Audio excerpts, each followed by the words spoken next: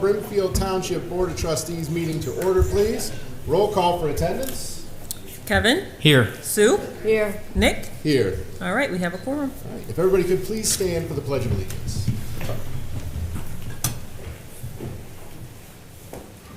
I pledge allegiance to the flag of the United States of America and to the republic for which it stands, one nation, under God, indivisible, with liberty and justice for all.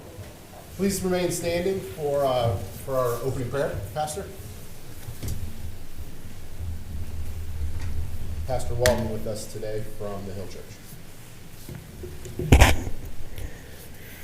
Heavenly Father, we thank you for this day that we can come together. I pray over our leadership. I pray over our law enforcement. We pray over our fire department and every department that's here. We pray today, Father, Lord, that we can come here in unity and, Lord, and most of all, celebrate our town and do what's best for our town. We pray for our decisions to be made, and we pray for clarity, Father, Lord, and we pray for respect in the room. We ask all of this in Jesus' name we pray. Amen. Amen.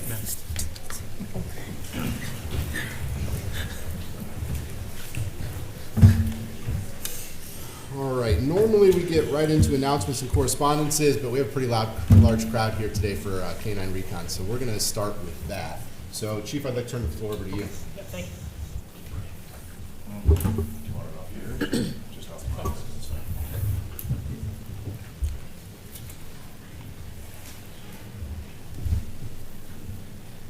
All right, good evening, everybody. We've got quite a crowd in this evening for tonight's poetry reading.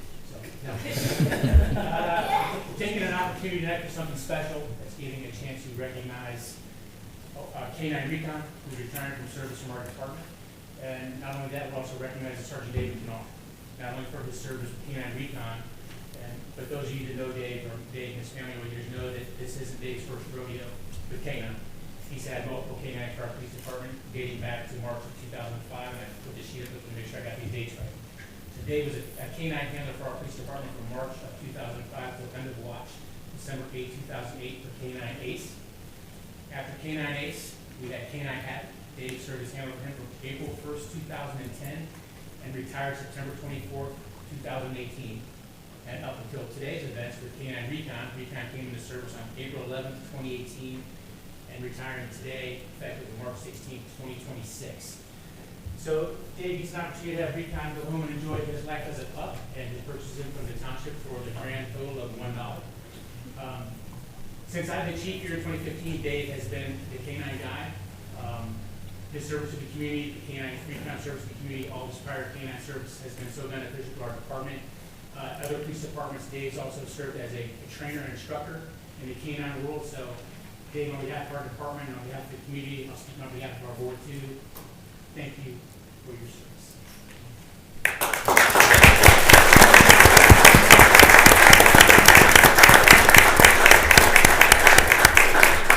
I'm glad you come on up, Dave.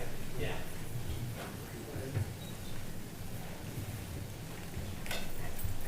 The floor is yours. Hey, wonderful. It's been a roller coaster ride for a long time. A lot of colleagues and friends, I appreciate you guys coming.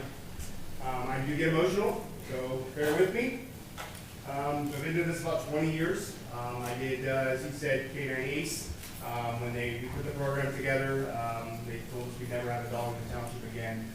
We had some issues with the first dogs that we had, and then they're like, we're never going to do a dog again. I'm like, no, we need this. And so under that administration, we were able to put a program together, and we had donations from the community and everything to put the program together. We operated many, many years under donations and fundraisers and everything to get the program to where it's at today. And so that's our community really just have supported us for all of these years. It's been fantastic. But to go from a K9 handler that knew nothing to being a trainer, to being a state evaluator, to going out and helping people problem solve with their canines, it's just been a fantastic ride. I mean, I've trained in many, many states. I've traveled all over the world all over the United States with the K9 unit, and it's just been fantastic. The people that we've met and the dogs that we've trained and got to mess with, all different breeds and everything, it's been a lot of fun. I've met a lot of really cool people that I've never got to meet before, and it's been what's next? What's next is I get to be a sergeant without a yapper in the back, and that's going to be unusual. Those of you that know, when you guys get here with my truck or whatever, our yappers in the back would shake the vehicles and then they bark at everybody that comes near. And so it's going to be unusual not to have anything in this year. I've been able to hear from this year for a long time, so that'll be unusual. So, but to have him, he's gotten very vocal in his old age. He gets to retire and come home and be a farm dog. And so he's pretty excited about that. His best friend is one of our horses. They chase each other around the field, so he's going to probably love getting to do that. But as much fun as I've had, I did not want to do a fourth dog. It was time to turn the reins over to somebody else. And we have a fantastic candidate. Also directing us is, there he is, he's hiding in the back. He gets to pick up the reins and pick up his dog coming up soon. And he is very excited, and I'm so proud of him. He told me when I got a chance to hire him, and he said, "Well, I'm going to come take your dog first, and then I'm going to take your sergeant stripes." So I'm honored that in a few years you can have my stripes. So, but no, I've really been blessed to have this much fun and entertainment with the community, and it's been a blessing to be able to work for you guys. So I really appreciate the opportunity.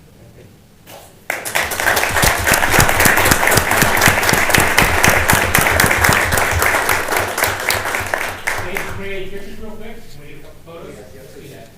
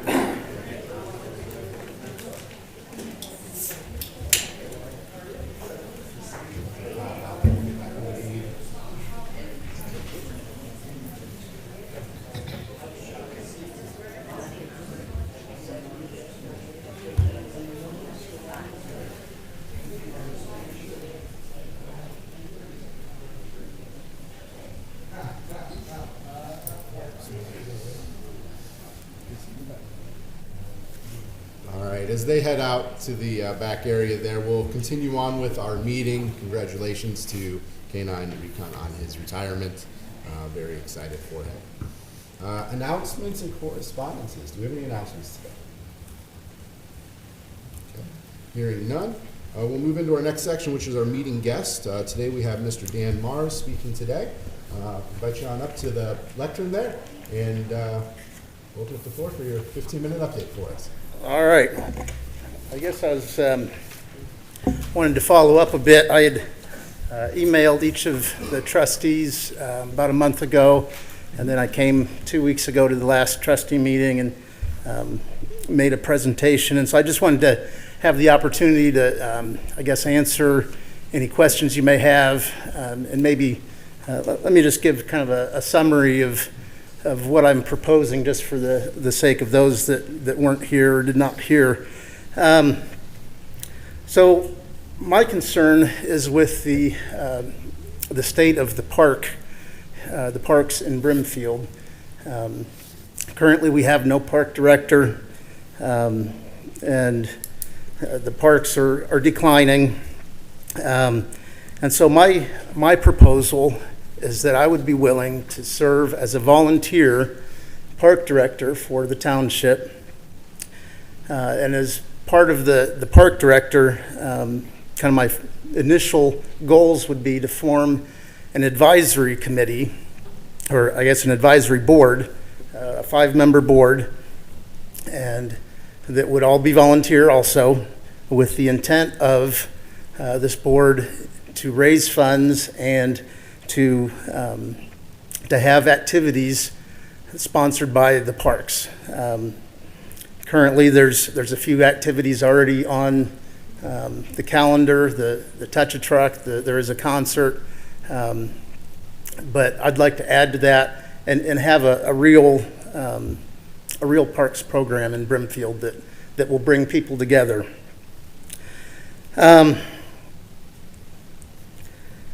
I guess the structure of it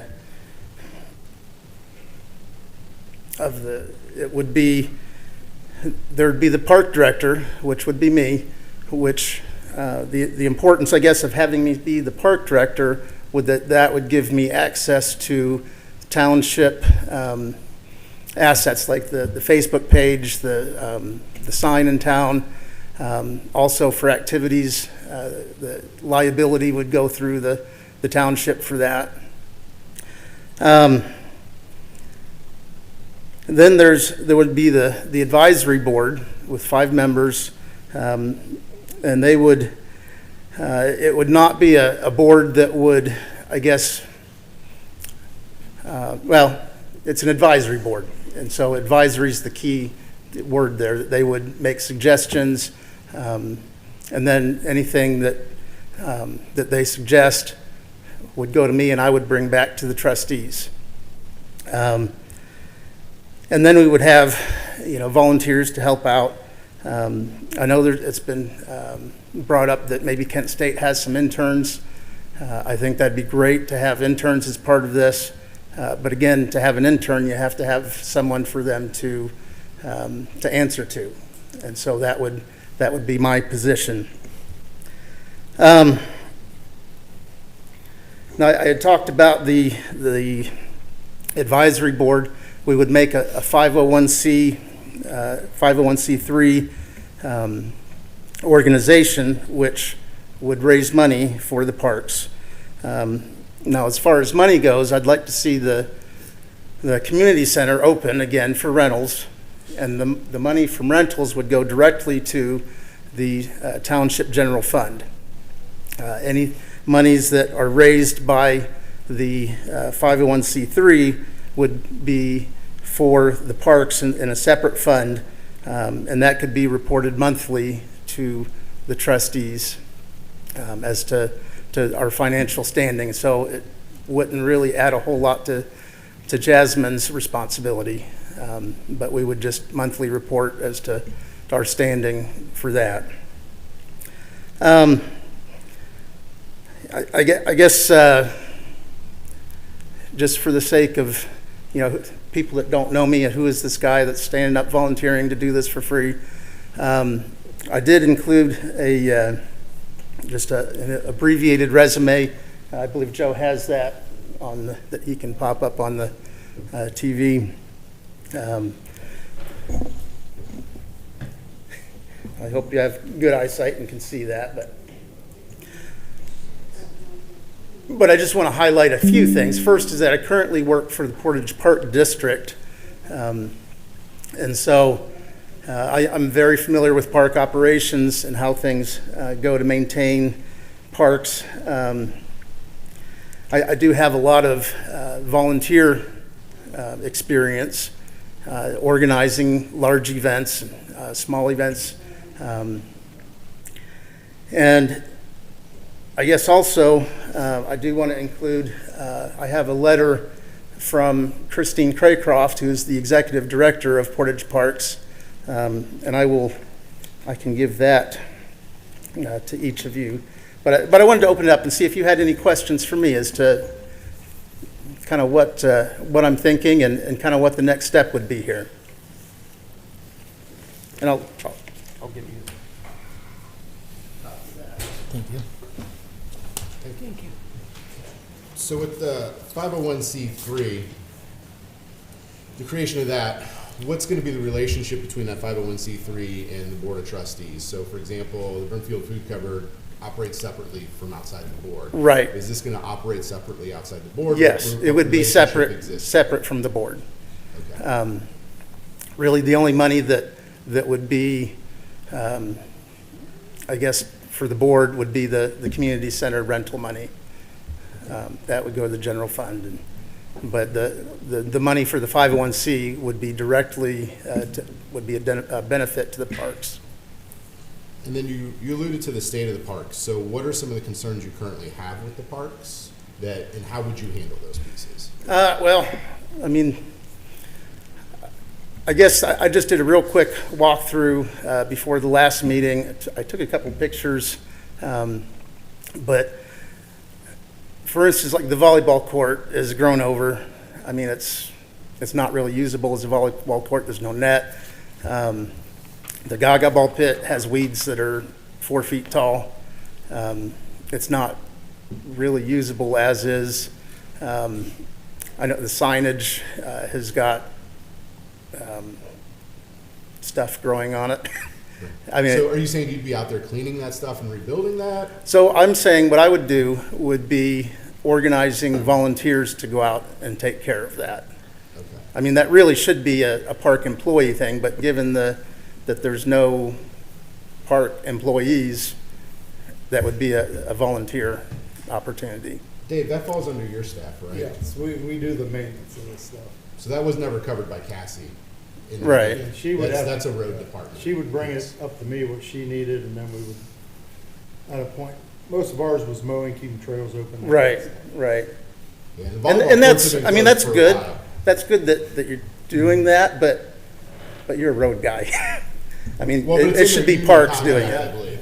That's part Yeah. of the contract of the union. Right, And so that becomes the danger with volunteerism too, is we can't take work from the union, and that's a piece that we have to take into consideration with this. Because then we can end up owing compensation to those employees. right. So you have a 5-member board. How'd you come up with 5? Because you need an odd number, Right. and 7's kind of big, Okay. so 5 is good. Okay. Um, So the members would kind of put this stuff into, hey, we're going to have a concert. Who's going to do the work? Who's going to do the manual labor? Well, that's to be decided by the board, By the Parks Board or this by the board? Parks Board. Okay. Yes. So how I see this happening is we say, we want to do a concert. I bring that to the trustees and say, this is what we're planning. You guys give me the thumbs up, and then we go out and do it. And whether it's, we get, I'm optimistic that we'll have a lot of volunteers that want to help with the parks. And if everyone does a little bit, it's not really a whole lot on any single person. So it'd be events being held by the 501c3, not by the township. I would say they're held by the township, but assisted by the 501c3. Because the concern that I have is, let's say that we go this route, right? And then people decide not to show up. Well, then if it's hosted by the township, it's our reputation, it's on us to get out there. And then the trustees, the chiefs, or whatever are having to run this if volunteers don't show up. I've worked in a lot of volunteer organizations, and sometimes they show up, sometimes they don't. Depends on. I especially get that. in the new. I get that. So that's one of my fears that I have there, right? Is that we start to plan this all out, or I don't know, you win the lottery, right? And you had Well, I don't want to say the wrong thing, but if you're worried about the reputation, we don't have a great reputation as is. I mean, we don't have a parks program. Well, and that's why we're in the rebuilding and looking at how to Right. do that. But who's Right. going to do the work if you're not here, or whatever volunteer Right. position is not there? Well, And that's why I was asking if it was going to be under the 501c3's control, and then you're just coming to the township to say, can we use the pavilion for this? Or are you looking to make it more a township piece? I'm saying the 501c3 and the township can work together. What kind of timeline does it take to put a 501c3 together? It's not that hard to do. Okay. I mean, I think we could have it done within a couple of weeks.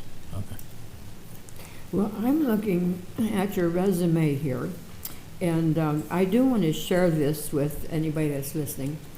in that I was concerned about your experience that you have. So as of July of 2020 to the present time, it says here, oversee a maintenance team responsible for the upkeep of over 12 parks and preserves. That's county level. Design and build park fixtures, signage, and trails. Maintains park vehicles, tractors, and equipment. So when you're overseeing 12 parks and preserves, I see that's a pretty hefty job to handle. And I really appreciate you being able to do that and have the knowledge and the training behind you, which is really would be an asset to us. Right, and I don't volunteer for that one. That one they pay Yeah, me you for. get paid- You get paid for that. Okay. And I see here that you are an Eagle Scout, Yes, and that's very difficult. I see you have a bachelor's degree in education, and then your volunteer is here, Southern Portage Nonprofit Housing, which is Habitat for Humanity, served as treasurer for the organization that secured land for Habitat for Humanity in Southern Portage County. And you've been a field youth soccer coach, so I think you're fairly well known within the community for the things that you do to make it a better place. I appreciate that. Thank you. thank you. Back to the 501c3, if there's a contract, because if bands want to play, they're going to want to sign a contract. They sign a contract with us, they sign the contract with the 501c3. I guess how would you prefer it to be? I mean, at this point, nothing's Yeah, in stone yet. I'm So looking for what your idea was behind Right. this. Because when we started to get into contractual obligations. Well, then if I it guess wasn't the let me ask this. 501c3 I mean, we already have a concert planned by Hometown Bank. Who's in charge of that one? Hometown Bank, they're just asking to use the property. Okay. So, and that's why I said Hometown Bank is running that. Is the 501c3 running these events, or is the township running these events? Because there's a big difference between the two when it comes down to liability. We also have to take into consideration workers' compensation. For you or any of those volunteers that are working here, there's still a coverage that exists in the state of Ohio. As a volunteer, if you're injured, you still have Right. primary employment, which can create liability for the township that we have to take into consideration also. Right. So, but if they're running under the 501c3, there may be some different legalities to that then too. Right. And at this And then that point, I mean, becomes- it's open. I mean, Yeah. And I just think wanna that's see something that something we have happen. to try to iron out, because we'd have to look at the legalities of that. Would we need to enter into a contract with the 501c3 to divert liability back to them instead of on the township itself? This is different when we're managing. If people are volunteers, we can't really manage them per se. right. Hey, Dan, a quick Yeah. question for you. Would the members of the advisory board be selected by you? In other words, would that kind of fall under that kind of, as a piggyback, would that fall under the auspices of the 501c3? You would select the advisory board members, that the township would be involved in selecting those people or doing backgrounds on them or anything like that? Would it be? I think initially I would prefer to form the board. I certainly would take lots of input. I know at one point Kevin volunteered his wife. I don't know if she knows that, but Oh, she knows it. So would they be volunteering as members of this 501c3 then, not necessarily volunteering for Brimfield Township? I'm trying to draw this right. It distinction. would be a 501c3 board. Okay. So, and as that board, I'd love to get representatives from different organizations like Kelso House or Food Pantry or just people that know the township.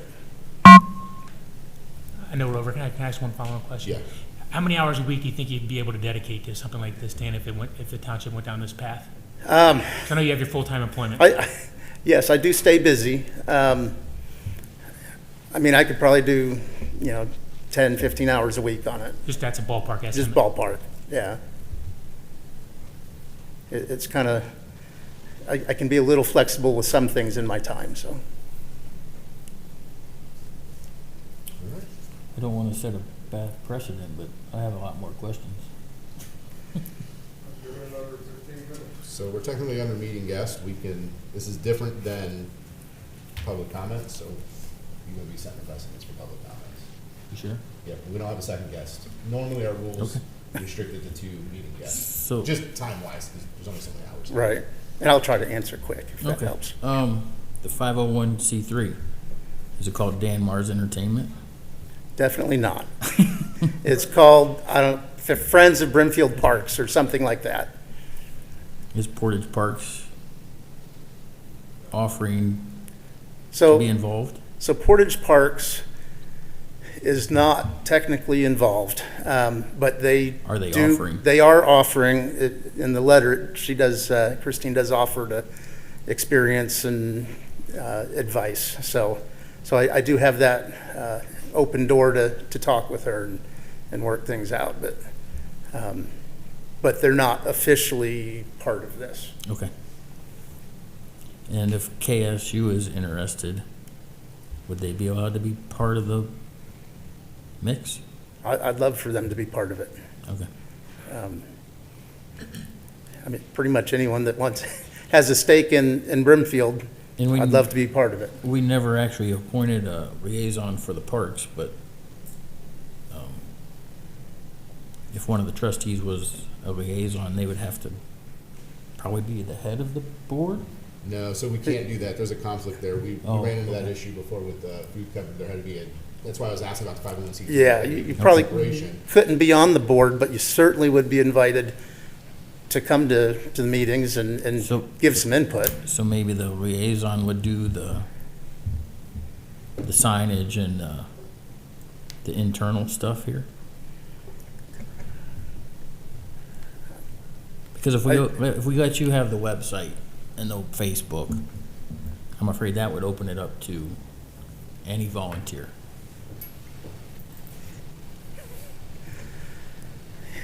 You see what I'm saying? Well- we have internal processes now, so you would have to Right, but he was submit them asking to us. he was asking for permission to use the. Yeah, so I think the permission could be to post on those signs, but it would have to come through us for verification and approval.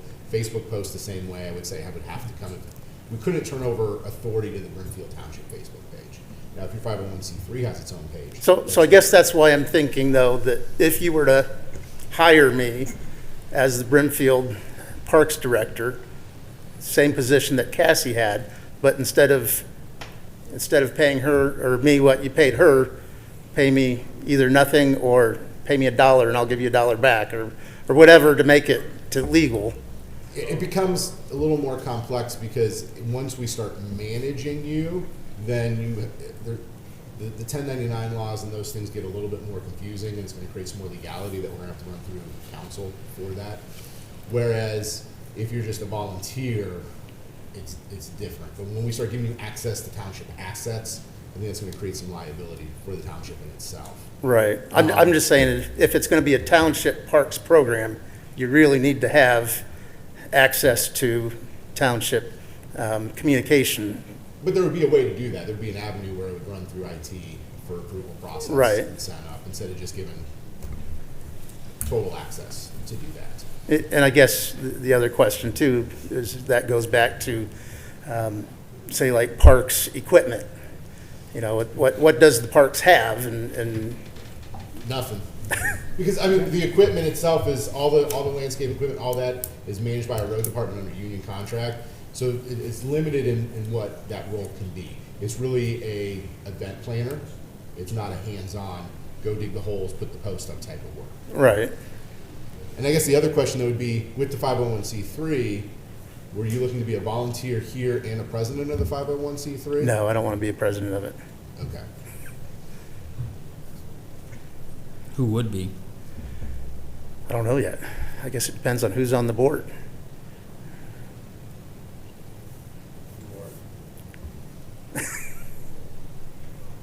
I didn't say that, but I think Bill Anderson would be a great choice. He needs something to do.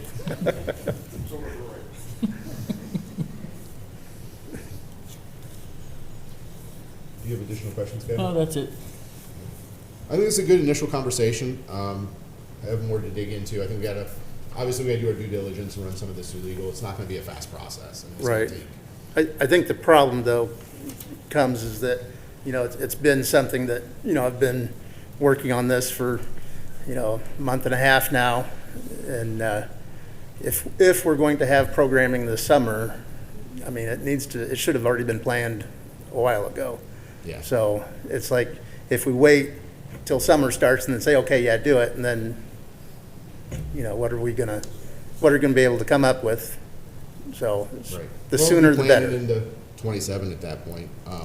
But we're responsible for the community, so we gotta do our due diligence. and make Right. sure we Do it the right way, Right. so. Okay. Further questions? All right, if not, we appreciate your time tonight. Thank you.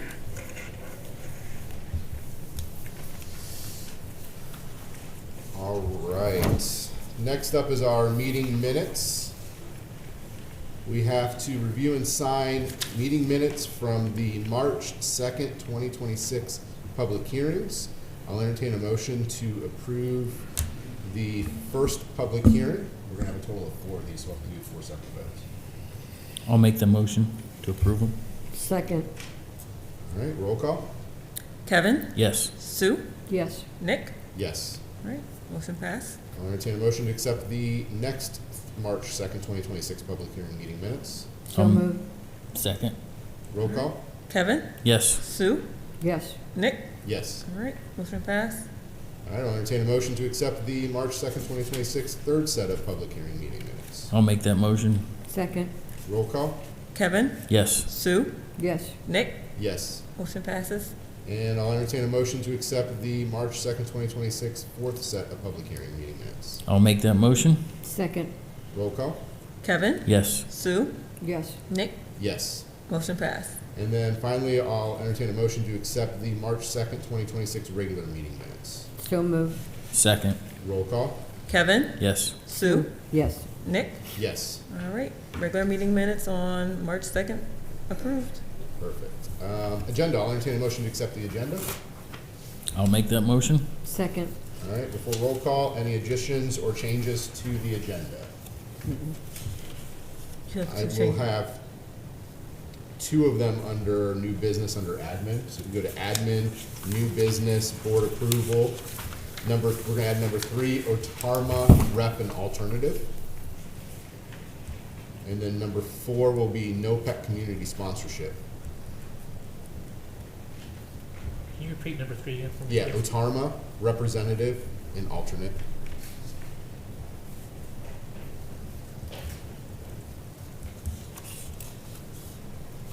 and then the NOPEC what? It's gonna be the NOPEC community sponsorship.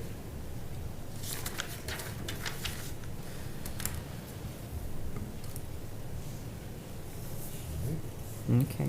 Any other changes? Okay, hearing none, roll call for acceptance of the agenda as amended. Kevin, Yes. Sue, Yes, Nick. Yes. Agenda changes accepted. Okay. I'll entertain a motion to accept the purchase orders as presented. I'll make that motion. second, Roll call? Kevin, Yes. Sue, yes. Nick. Yes. Purchase orders accepted. All right, I'll entertain a motion to accept the warrants as presented. So moved, I'll second. Roll call? Kevin, Yes. Sue, yes. Nick. Yes. Warrants approved. All right, we'll now move into our public comments section. We will open up the floor to public comments. We do ask that you please step up to the lectern, and you'll have 3 minutes to speak. Bill, I think this is you. Were you first? Thank you. Bill Anderson.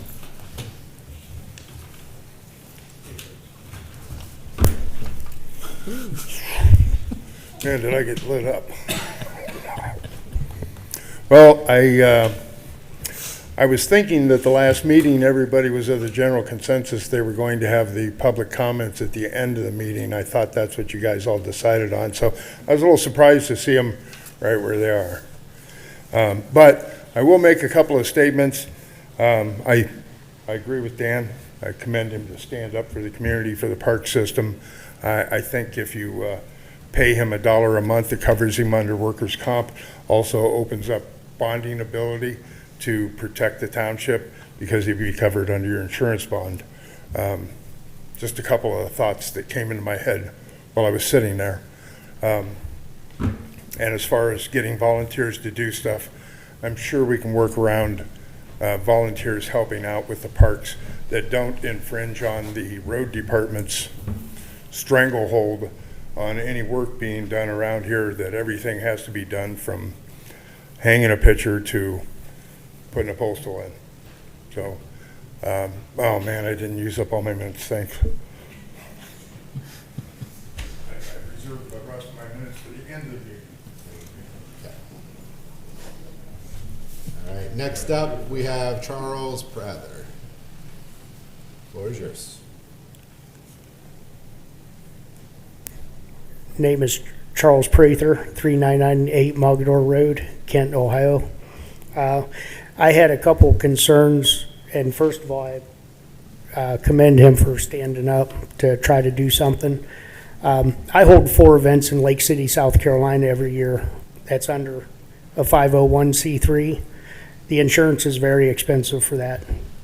It costs me $1,900 to $2,400 a year. And I can't run it under my business because it's on a separate deal because I'm not gaining profit from it. So I just wanted you guys to check that with legal, to make sure you're in the right spot on that. So it'd be great to have the parks looking good and everything else, but there's a lot of legal things you got to check between that 501c3 to alleviate the township from any lawsuits. People trip and sprain an ankle, who they coming after? You got to make sure you dot your I's and cross your T's on it. That's why I carry the separate insurance for our events in South Carolina. Thank you. Thank you. All right, that was our 2 guests that were signed up for public comments. Hearing no others, we'll entertain any safety concerns. Hearing none. All right, we'll move right into police department. Chief, floor is yours, sir. Yeah, thanks, Nick. Obviously, we already touched on the recognition piece for K-9 Recon and Sergeant Kennar. Just a brief follow-up to a couple of community events for the police department. This past Saturday, we were at our Brimfield Starbucks for Coffee with a Cop. I just want to publicly extend my thanks to the store manager there, Amanda, and their regional manager, Leah, who came and helped host that event for us. Her team there was just wonderful to work with. We had a great time with them, so I just want to extend my gratitude to the team at our Brimfield Starbucks for hosting that event with our police department. This coming Friday, we will be at Brimfield Elementary School reading to the second grade classes for Cookies with the Cops. So we pull some books in and bring in some great chocolate chip cookies and spend some time with the kids. So that event's going to be taking place this Friday.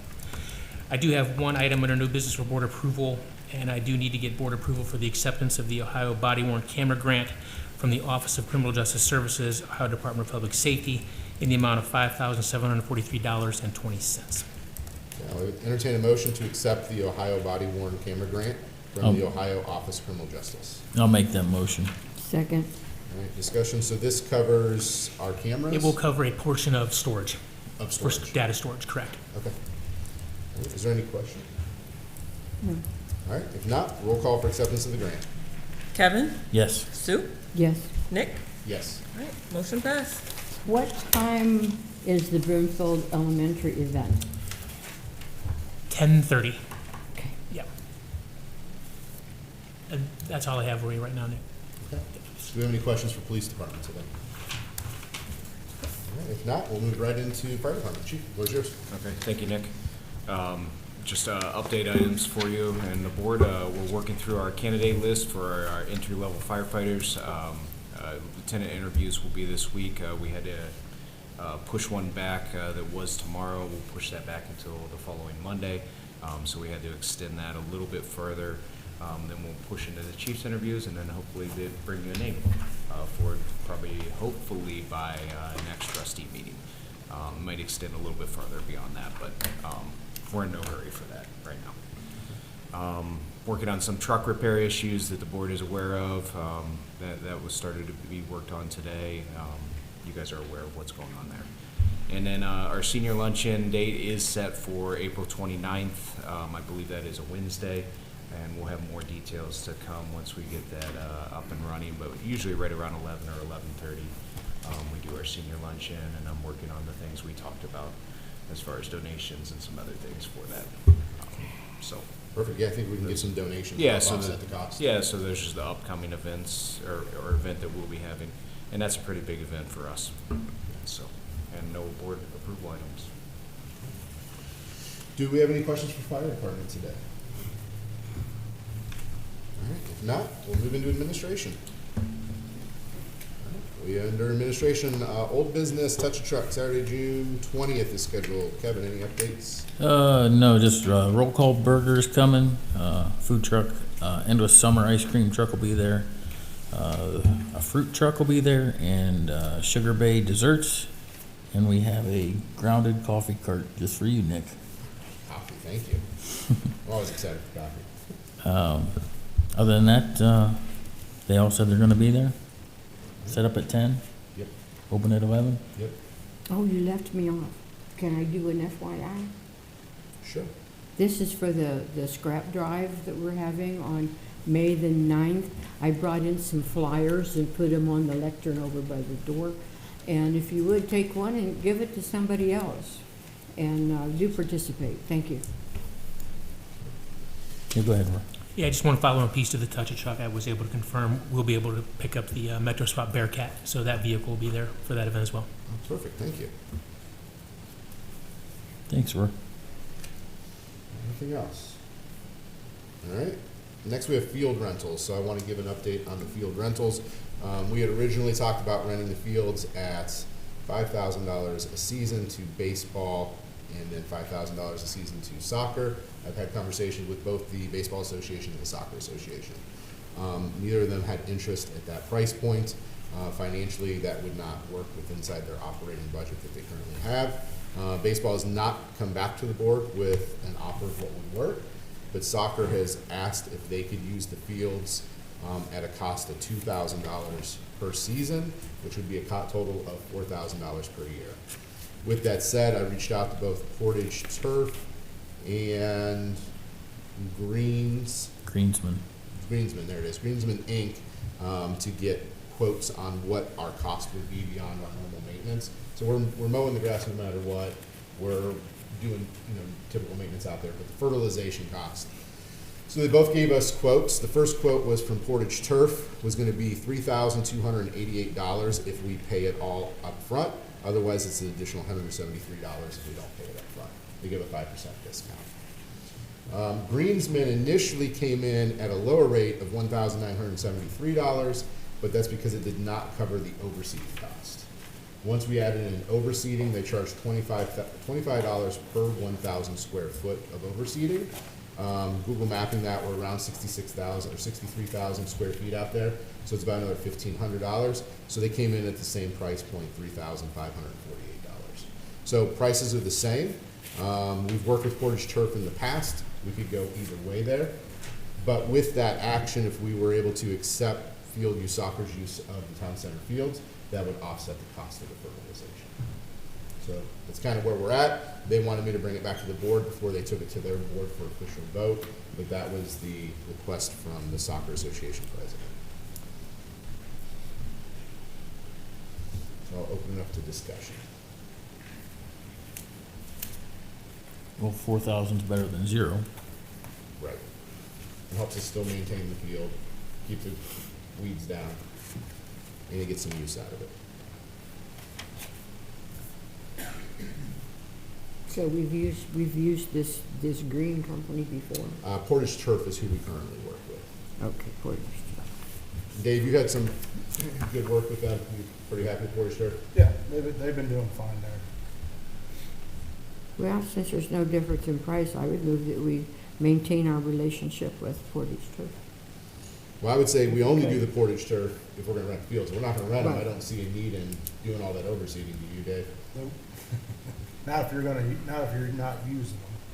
The overseeding is to help protect the fields through the spring, so, that to get it going, so. Would you still wanna do all the other pieces, the weed control and the fertilization of that field?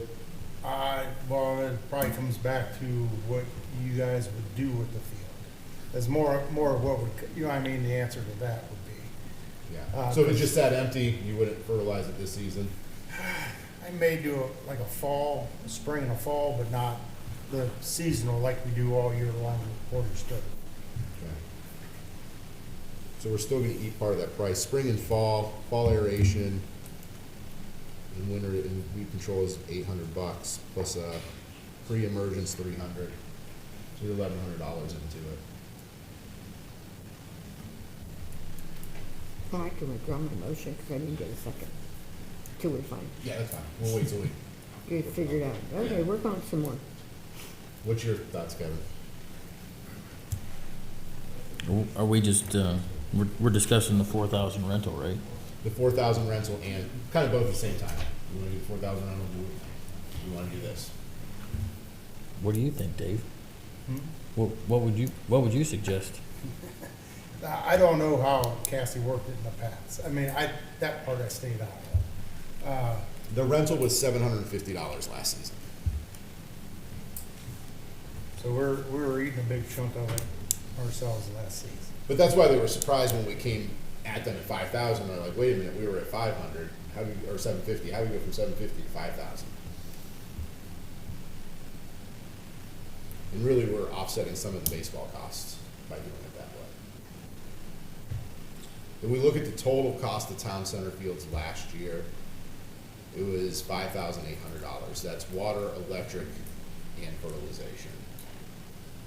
So it'd still be, But we're still paying water and electric out there no matter what. So it'd be a wash for us. But it creates a community play space. it's better to use it.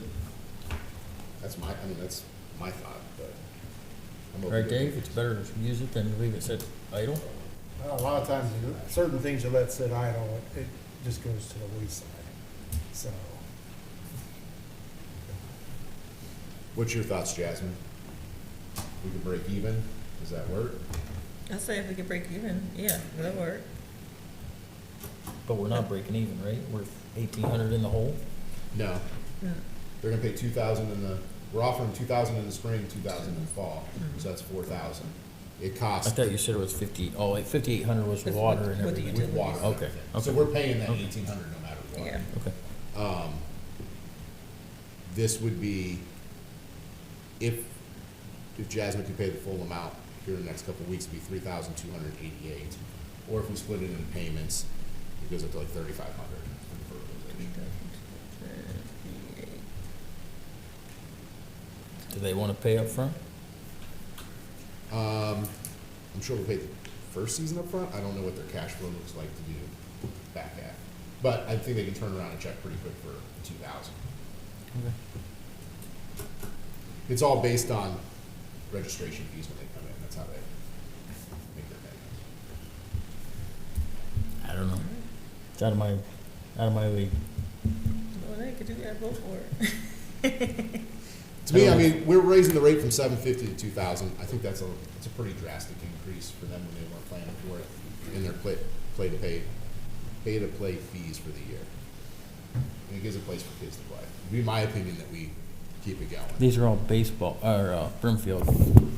So it's gonna be field use soccer. So they don't separate field from subfield Right. because they just call it field youth. They may occasionally pick up an outside kid just to round off teams, but it all is internal first, just for play numbers.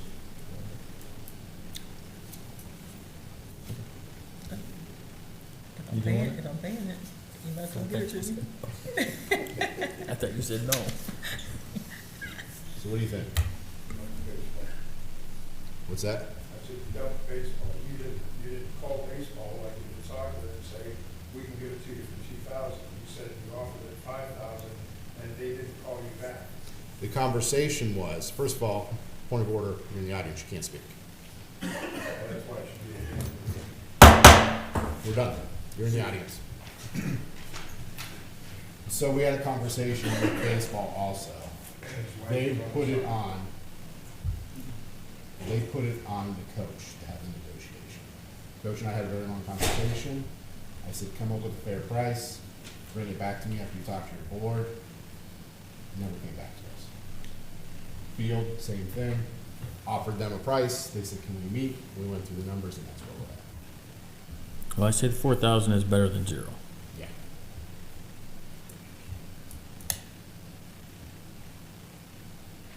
Right? Regardless, we got to pay the 1,800.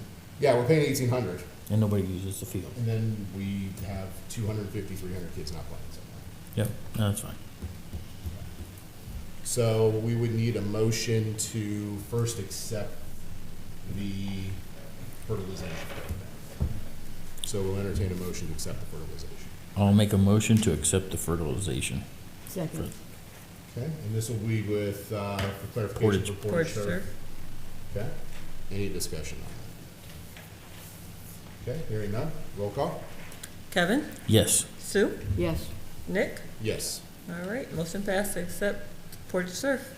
Okay, and then we'll need a motion to set field rental cost for town center fields at $2,000 per season. And there's 2 seasons. Yeah, there'd be a spring season, fall season. Okay. Then there's about a month and a half, 2 months off in the center, typically close to a month and a half, but that allows them to refertilize and then they can do some water and then try to bring it back up at that point. I'll make that motion. Second. We have a motion and a second on the floor for field rentals. Any discussion? Hearing none? All right, roll Kevin, call? Kevin, Yes. Sue, Yes. Nick. Yes. All right, motion passes. Next, we have property assessments. We're still working with the county to get the final documents so we can send down to Columbus. That's really kind of the update on that at this point. Library costs. I kind of put a pin in that because, Roy, I believe you were having a meeting. You and I talked on the phone. Yeah, I facilitate a meeting with, through the Brimfield branch manager over there. That meeting just still needs to take place to have discussions. Okay, so we're just gonna keep a pin in that. We're having some conversation with the branch manager. Yes. So we'll leave that under old business. Next up, board approval. We have a Brimfield Township City of Talmadge Joint Economic Development Agreement amendment. Find this here. One second, please. I don't think we have it on the screen. It's just a resolution. All right, Brimfield Township resolution. So this is an amendment to the resolution. As we've been discussing before, we found during the 2024 audit, correct, Jasmine? Yes. The 2024 audit, remember, they said that we couldn't use the maintenance and improvement funds for the purchase of vehicles the way it was defined. Right. So we reached out to council. Council looked into it, talked with the auditor, kind of worked back and forth on this. And their suggestion, based on what they've seen in other communities, is to amend the resolution specific to section 7 and section 15. Those both talk about strictly the maintenance and improvement fund, and it would change the definition of that to include the purchase of township-owned police department, fire department, and road department vehicles to provide police, fire, EMS, and road department services within the JED. So right now, it has limited means.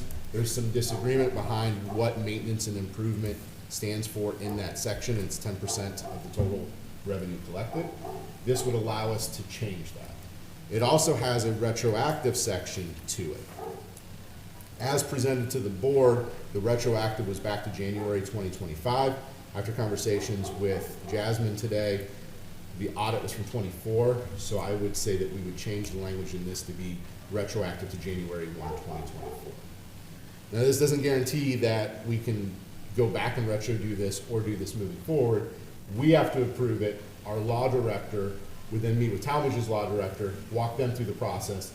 Their board would have to meet, the city council meet and approve it. Then if it was approved, we could do the retroactive and use the money. So there's still a multi-step process. But before our council can meet with the Talmadge's law director, we need something in hand to take to them, which would be a resolution amending the Brimfield Township's City of Talmadge Joint Economic Development District Agreement regarding permitted uses of the JED Maintenance and Improvement Fund. So questions? Well, I would like to make that motion that we pursue this to the benefit of our community. And there's also, you have to realize that we do the police and the fire within the JEDs, that includes them.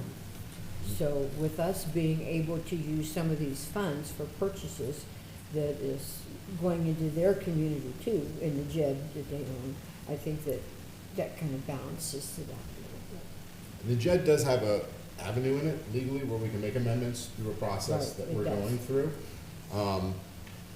We provide the police, fire, and road services within the JED. Yes. Talmadge can mutual aid, correct, but it's us primarily responding. Correct. The increase in the JED has increased the taxation of our vehicles, the use of our vehicles, and the requirement to have additional vehicles. And that's the avenue we're going under to say, we need the maintenance improvement funds to fund the additional vehicles because we're using already our portion of the JED money we receive just to cover staffing, and it really doesn't even cover the total increase in staffing costs that we're going to deal with. We had 3 firefighters, a patrolman per shift, additional road crew, and then we buy equipment to go all with that. It's really outside of that. Yeah, as you, sorry. No, you're good. But as you said, we're a joint economic, but we're doing all the work. We're doing all our vehicles are all going Yeah. every So time. the wear and tear on our vehicles Yes. is causing us a need to replace Yes. them, and this is an avenue in which we could fund that, and that was our original plan, was to fund it through that, until the auditor came back in 2024 and said that that could not be done the way that it was done.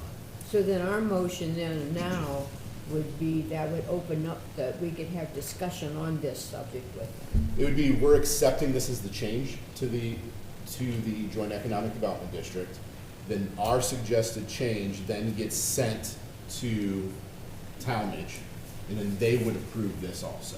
Okay, They could kick it back to us and say, we want some language change, we want it to look like this, approve it, and then it would come back to us and we could approve those changes, or we could have to continue back and forth. But this would start that process okay, this would start the process. to get us where we need to be. All right. But the question that lies within this document is, do we want retro to January 1 of '25? Or do we want to go back to '24 so that we can recoup that money that had to be taken from each department and put into the maintenance and improvement fund, and put those back into those departments? How do we go back to 2024? Jasmine? Jasmine. You guys know? You're the financial person. Yeah, ideally, I would like to recoup those funds from 2024. However, I don't want to poke the bear either. So if it's best for us to cut our loss and move forward, okay. But ideally, yes, I would love to recoup those funds. Mike, Ladd, Yes. thoughts? I mean, this is, 25, this is, 24? this is, We well- don't maintain water lines here, right? We don't Mhm. maintain sewer lines here. Mhm. We got this giant maintenance and improvement fund that just keeps ballooning at this point, that we thought we could use for the improvement of that JED through the equipment that we're responding to. so the infrastructure that was put in place for the JED, this particular JED, we used the 619 funds from the state. We got that grant, as well as we TIF'd the whole project. So when we put that roadway back with the cul-de-sac, that entire project, Maple Crest, with Menards, Myers, the restaurants in front, that was all TIF'd to put the infrastructure in. Right. So, we're utilizing those TIFs in that area. There's another one with a big project coming in. I can't disclose that one yet. We're looking at TIF that project for the infrastructure. So no, we haven't been using the M&I funds for that purpose. But I can see this as a good avenue. What do you think for? I mean, you gotta have police and fire, and we're doing it, so. And it's nothing against the development, right? It's just that the development comes in and increases police and fire calls, which is where. Yeah, that's common sense, yeah, And we need to maintain the equipment. yeah. We just need to change it to incorporate. I don't know what the process is after that. Does it go to their board? So we or go to is their it- council. Or does it go to the JED? Has to be approved by So it both goes through them. Yeah. us and then their council. Makes sense. Yeah, but our council didn't want to have that conversation until we knew exactly what we were asking. Where you guys are asking. And so that's why we had to draft this. The holdup was the auditor giving us a response about can we retro, can we not retro? And there's If- no, If you're asking my opinion on going back to 2024, I'd say, yeah, go for it all. okay, They can't do any more than say no. That's right, yeah. yeah. They already said that. So go ahead, Nate. Roy, Craig, thoughts on this? 24. That's why we gave it back, right? Because we're not asking for more money, we're just asking. No, they're not. Use it and utilize it in the vehicle, the fuel, the overtime, the things that we supply. Yeah, well, it'd be just to vehicle purchases. We couldn't use it for Well, payroll. Correct. But- I guess what I'm trying to say is, we're supplying all the things in the district. Let us utilize it for some of the things we need now. And we're not asking, they would not be paying more money into this. Correct, that's what I'm trying to say. It's not- the same amount no matter what. The money's just frozen in an account. And what I'm saying is the tax dollars that would normally get distributed throughout that whole thing, we reused instead of an M&I fund, we reused their tax money to build the infrastructure instead. Right. So, I mean, there's kind of an argument there. Because the money's just being held hostage at this point. Guys been sitting on it going, I need to spend it. Sitting I on can't. it. All right, so I would say we would set this date to 2024, which I'll have, if this passes, Mark would draft a minor change of that, just changing the date, send it over. We would sign it, hand it over to Mark, and then it would go from there, from our council to their council. So I would entertain a motion to accept a resolution in name only, amending the Brimfield Township City of Talmadge Joint Economic Development District Agreement regarding permitted uses of the JED Maintenance and Improvement Fund. I make that motion. I'll second. All right, so the motion is to make that change back retro to 2024. Further discussions? All right, hearing none, roll call? Kevin? Yes. Sue? Yes. Nick? Yes. Motion passes. All right. Now, if our council can get our paperwork done, do we have to wait another 4 weeks, or when that comes in, can we just come in and sign it to pass it on? We've already passed it, so if they pass it, then there'll be a period at which I gotta follow up with them to see if it needs to go to the JED board or not, for any Okay. changes there. But I believe there's a cooling off period too, in which Okay. that That's changes fine. happen, so. Honestly, we're at the will of Talmadge now, it's gotta go before the Okay. council. The sooner we got this done, the sooner I can try to get it on their agenda. Okay. All right, new business, Lewis Landscaping infield treatment at Edson Road Park. As we talked about this, same thing with the soccer fields fertilization. Lewis Landscaping is looking to do some infield treatments. There is a cost to that. There has not been a request for use of those fields, but Dave, you and I kind of had a discussion about this. Yeah. And the positive and the negative impact if the fields don't get this mix put in. Well, Or the thing- work done, I guess, too. Yeah, we have a lot of crabgrass in that area, so it starts eating up the infield where we don't keep up on the maintenance of the field itself. They'll start trying to turn back to grass, and then it costs us more to rip everything up and revamp it. So at their cost of, I forget what they charge, but just to have them come in and keep the weeds down and stuff around the infield and that stuff, where we don't have to go through, rip everything out and start from scratch again. It'd be $1,005 per season, Thank you. I couldn't find the numbers. $1,005, That's per season. correct? Are they asking for a full year contract, or is that something where we could do one season and then reevaluate? I think Lewis comes back every year with a 1-year contract. Okay, it's a 1-year contract, okay. So is a season the whole season, or is this like, They do it at the Soccer, beginning of there's seasons. two seasons in it. There's 2 seasons. okay, So it'd be 2000, so there's a spring season, fall so it's season. 2010, Yeah. okay. Yeah, they say one of the notes is they'll repeat treatment would be completed in 6 to 8 week intervals through the fall. Total of 5 applications for the 2026 season. So there was a large investment in 24? It was 20, I think it was 24, we had to come out and re-dismantle the field, and put And new that- pegs in and get rid of all the weeds in it, because it pretty much took the brick out of the whole place. Is that ball mix? Now, that's that crushed brick. It's good stuff. But we spent $10,000 to revamp it. If we don't, we run the risk of, if we want to play on it in 2 years from now, spend another $10,000. Well, So about if we it, spend yeah. $2,000 to maintain it, By the time you rip all the crabgrass and stuff out, say if we go with a York rake to rip it out, well, then there was half of the brick mix. So, Because they just redid them over at Gracie, and that stuff's expensive.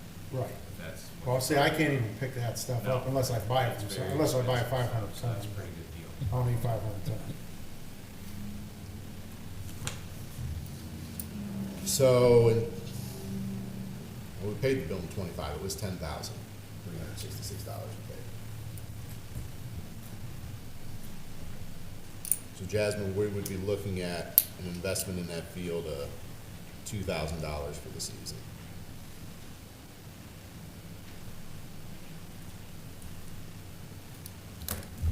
To maintain it. Does anybody play on it, or is that just open to public? It's open to public unless it's rented.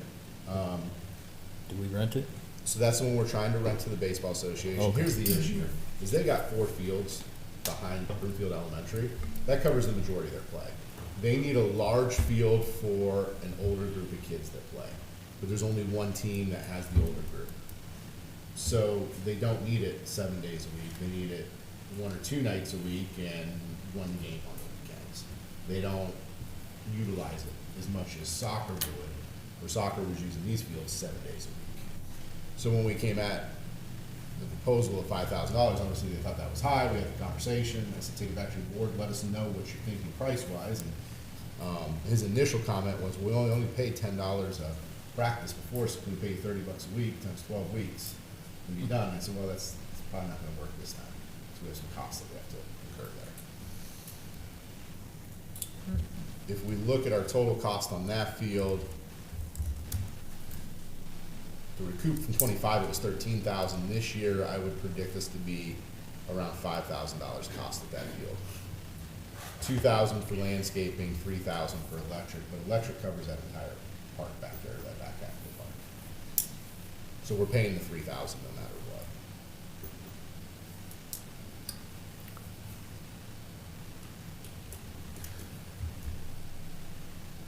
Okay.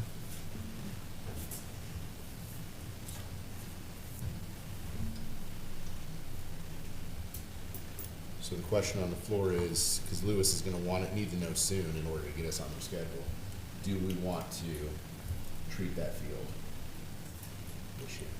Well, from what Dave says, if we don't, we're in trouble anyhow, so. Well, we'll be back to pretty much To you ain't say the 10,000. 10,000 in a Yeah. couple years anyway, so. I say treat it. Yeah. We need a motion to accept the Lewis landscaping contract. I'll make that motion. Second. All right, for discussion, Jasmine?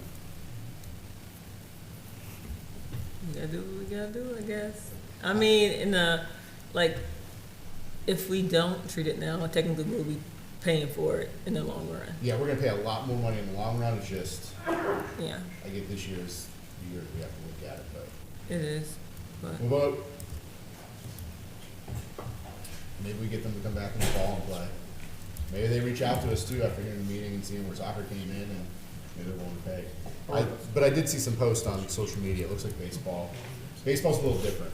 Baseball is only field baseball players, not Suffield.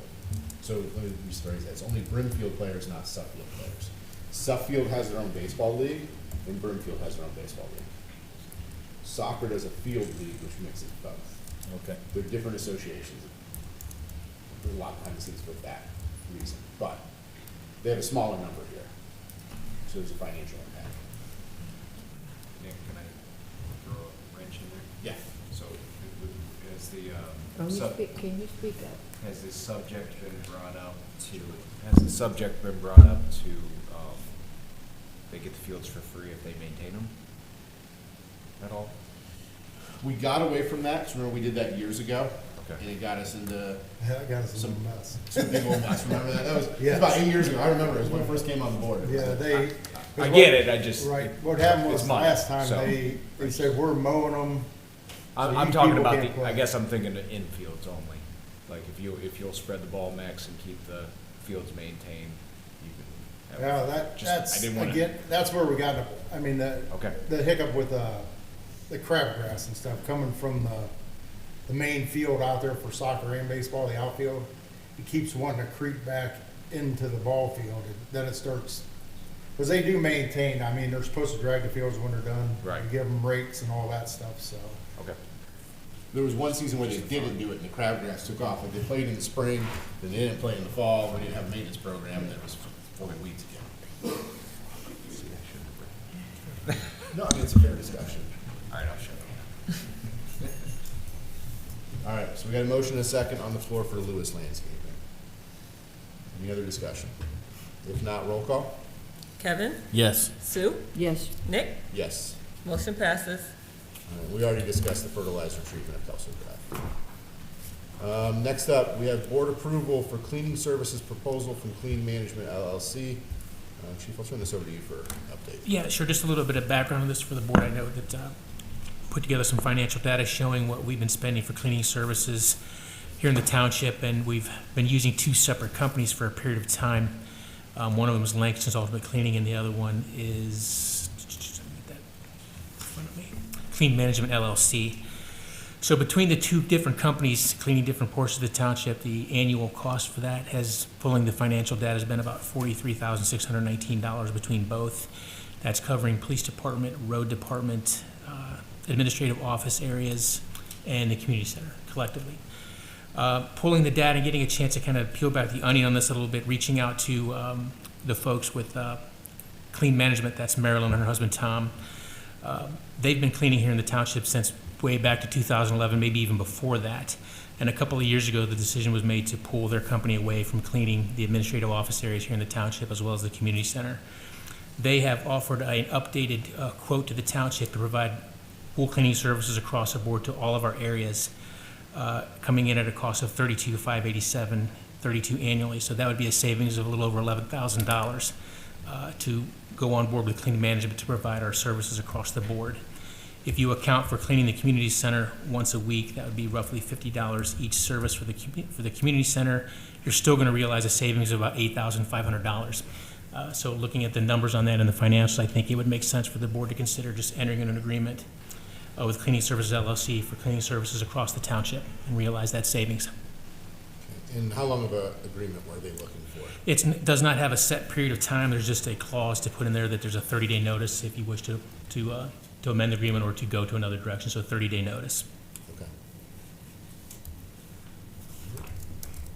Well, we'll start with this. I'll entertain a motion to enter into an agreement with Clean Management LLC for Brimfield Township at a cost not to exceed $32,000 per year. I'll make that motion. Now, that number will be slightly higher, just accounting for the community center piece. Okay. Yeah, so I would actually put that not to exceed 35 too. Okay. So 35. We'll just call 35.5 to be easy. Okay. So 35,500. So do you want to make that motion again, Kevin? I'll make that motion. Give me a second. second. All right, 2 seconds. I have a question. Yep. No. Now we'll open up the discussion. Yeah, now for a question. Yeah. The second company that we have right now, how much are they charging us a year for the same stuff? The payment for their portion for services has been $15,621.64. Okay. But they don't do everything? There's They a just couple strictly, departments they that- strictly do the administrative areas here Admin for the only. township, and they do the community center. Is there a penalty to us? Do we have to pay them anything to? The close current, out their just contract? to supply a 30-day notice. 30-day notice? Yes. So then this would be effective May 1st, essentially. Okay. But it saves, what did we say, estimated savings of? Accounting for the community center, you're going to save about $8,500. Okay. We'll take that. Yeah, we'll take that. Any feedback from anybody? Dave, you happy with the cleaning service? Yeah, I'm fine with Maryland down at her shop. Okay. Yeah, she's been cleaning at the police department for a very long time. So Patty, you remember Marilyn? Yeah. High energy. Yeah. All right, well, we got a motion and a second on the floor to transition all of our cleaning services to Clean Management LLC for a total of $35,500 per year. Roll call? Kevin, Yes. Sue, Yes. Nick, Yes. motion passes. All right, next we have on the agenda, purchase agreement with Portage County Land Bank for 1203 Doralee. Who's got that? Is that, Mike Ladd, is that, do you have Yeah. something on that, or Sue? That's Mike's with the land bank. Okay. Yeah, I don't have any of the paperwork with me, but yeah, this is essentially gonna be, selling the they're gonna take the property, you're gonna purchase the property from the land bank for $100 once all the paperwork and all the title search is completed. So that'll come back to us at a future date. It's clean. Once it comes through them, it's clean for you guys, and then it's, $100. Okay. We'll leave that on the agenda under old business for once they get the paperwork done, and then we'll bring it back and vote for the acceptance. Yep.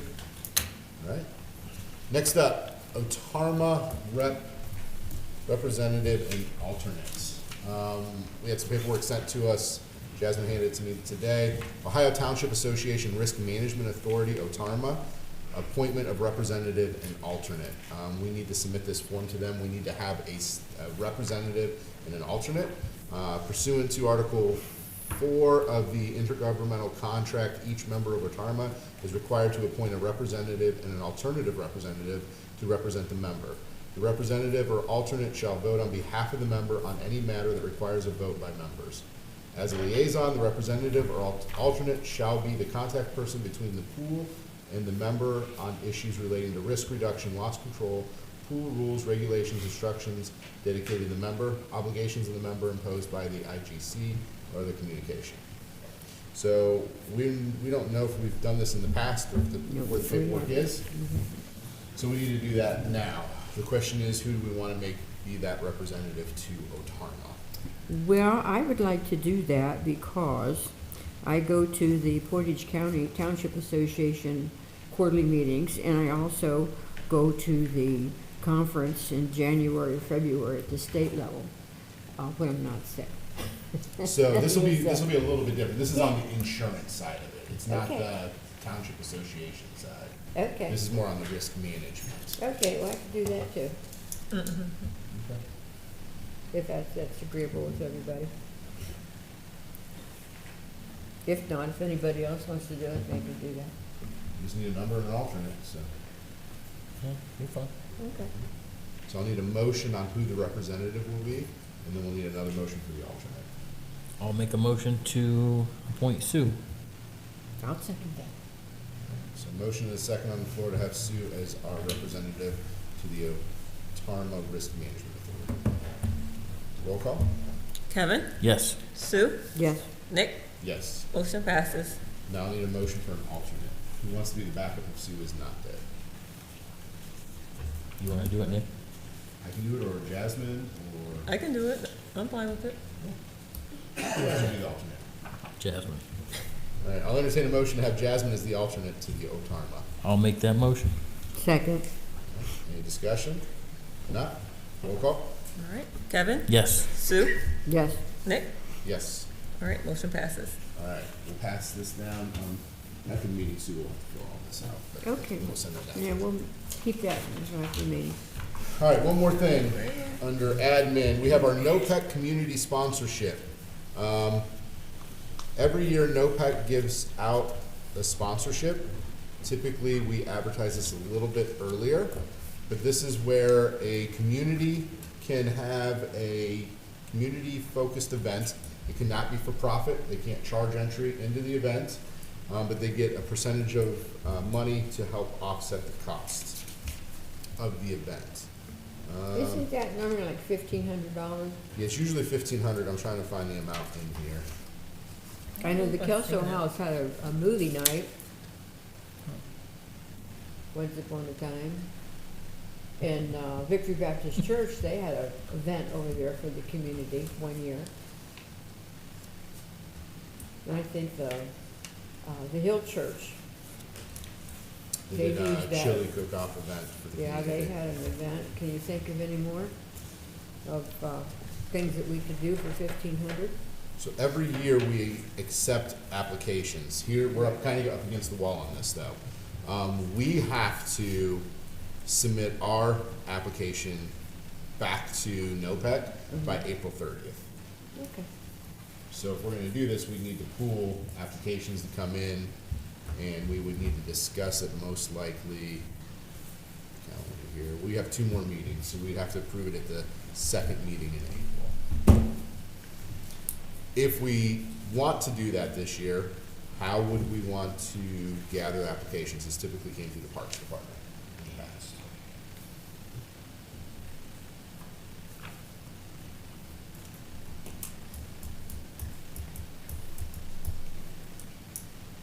What are your thoughts? idea.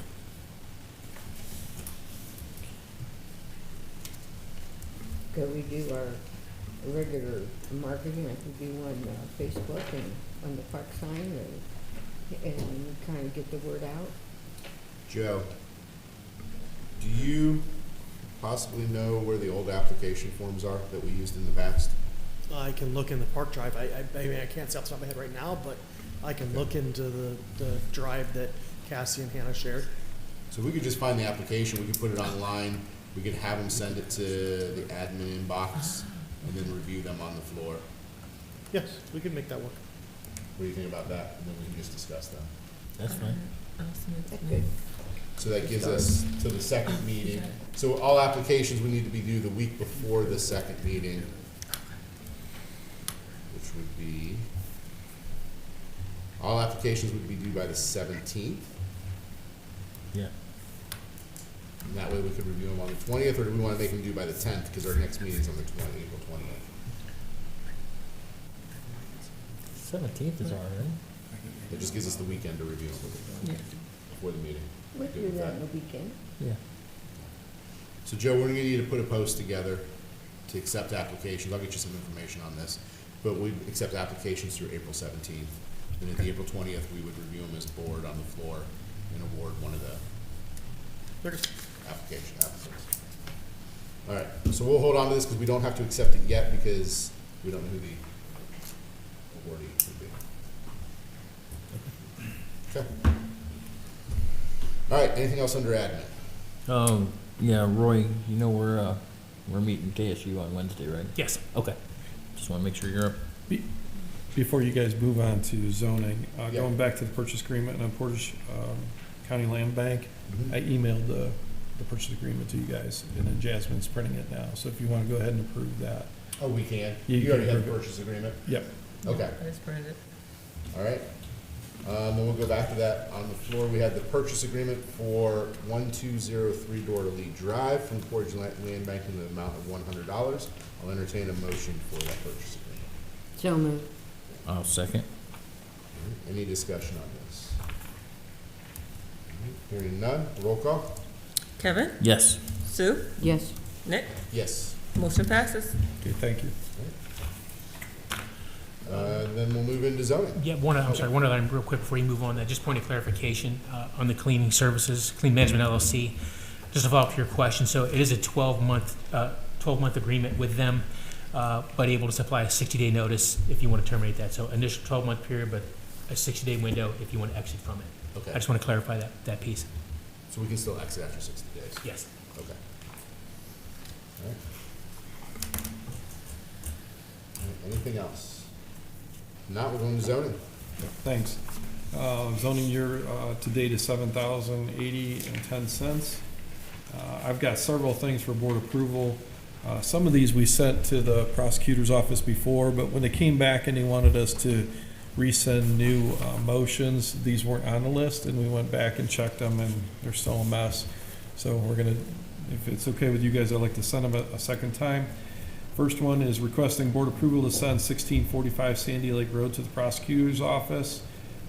This is the one, if you're going down Sandy Lake, it's got the hot tub in the front yard, and I want to make sure that we pursue this one. So, I'll entertain a motion to send 1645 Sandy Lake Road to the prosecutor's office. So moved. I'll second. All right, any questions on this? So this will be the second time? yeah, and I don't know if it just got lost through the transitions or what. But, Okay. yeah. Any other questions? Roll call for approval? Kevin? Yes. Sue? Yes. Nick? Yes. Motion passes. Next one is requesting board approval to resend 4695 Estes to the prosecutor for zoning violations. This has been continual. We've had him in court several times, but it, again, looks bad. It's junk debris, many cars, unplated, abandoned vehicles, things of that nature. I'll entertain a motion to send 4695 Estes Drive to the prosecutor's office for zoning violations. So moved. Second. Any discussion? Hearing none, roll call? Kevin? Yes. Sue? Yes. Nick? Yes. Motion passes. Another one I have is requesting board approval to send or resend 3509 Ivanhoe to the prosecutor. This is continuous violation since 2023. Most of this is garbage around the entire house. The neighbors keep complaining. I'll entertain a motion to send 3509 Ivanhoe Drive to the prosecutor's office for continued violations. So moved. Second. Any questions? Roll call? Kevin, Yes. Sue, Yes. Nick, Yes. motion passed. I have another one requesting board approval to send 185 East Howe to the prosecutor's office. This is abandoned vehicles, no plated vehicles, and junk and debris. I'll entertain a motion to send 185 East Howe Road to the prosecutor's office. So moved. Second. Any questions? Where is this one at, Mike? This is you're going towards Estes, it's on the right-hand side. Oh. Yeah. No further questions? Roll call? Kevin, Yes. Sue, Yes. Nick, Yes. motion passed. And then the next one is requesting board approval to send 4958 Shermanwood Drive to the prosecutor. This has been going on for 3 years. This is actually a new one that's going to court. It's junk and debris, and as you can see it's like they're running a business there, and then they're throwing everything outside instead of inside a outbuilding. I'll entertain a motion to send 4958 Shermanwood Drive to the prosecutor's office. So moved. Second. Any discussion? Hearing none, roll call? Kevin, Yes. Sue, Yes. Nick, Yes. motion passed. Not on my list, but I'll give you a quick update. Seven Brew has been sending plans to me. I've been reviewing their designs and double lanes going around. It's just the traffic concerns we have to make sure that we could get the traffic through the Seven Brew. We have the oral surgery center is ready to go. They're just finishing up on their building permits, and Village St. Edwards is moving along really good. Looks like their framing is nearing completion, or at least the outside. I'm really excited for Seven Brew, but I was concerned about the traffic. Are they gonna do a traffic study? Just because you got Starbucks there already and it kind of backs up? It should be enough. Their last traffic study they did for the area for the county engineer should suffice. Okay. I just look at the one up at Chapel Hill, it backs up a lot, even with dual But lanes. I think they're gonna have It's to pretty do popular. timing with the lights a little bit different, with the traffic signals. Okay. Anything for zoning? Thank you for your report. Thank you. We'll move into the road department. Dave, floor is yours. Alrighty, just wanted to let you know all of our trucks are all back on the road again. We'll see how it goes with this next weather system. We've been out doing some coal mixing around the township. We've used about 15 tons so far this year. New business, I just wanted to bring this up, the right-of-way permit through the county. As of right now, we take care of our own bonds and permits for ourselves, and the county's taking care of our fiber optic stuff. Okay. I talked to Mike Collins a little bit about it to see if it would benefit us either way, you know, to go fully with them or, you know, and he said at our size, we could probably, it probably best suits us to kind of stay as the way we are. Okay. That way, I mean, just to give you guys an update on all that stuff. Yeah, because he said they're involved with us either way. I mean, we have, say like Sheets, we need to move that island. They were there fighting for the island to get rid of it. Same with Drug Mart, the widening of the roadways and stuff. So they'll still be involved with everything. It's just little stuff where we go through somebody closing a ditch or a new driveway approach or something like that, or our bonds and permits. Gas company coming into town, that kind of stuff.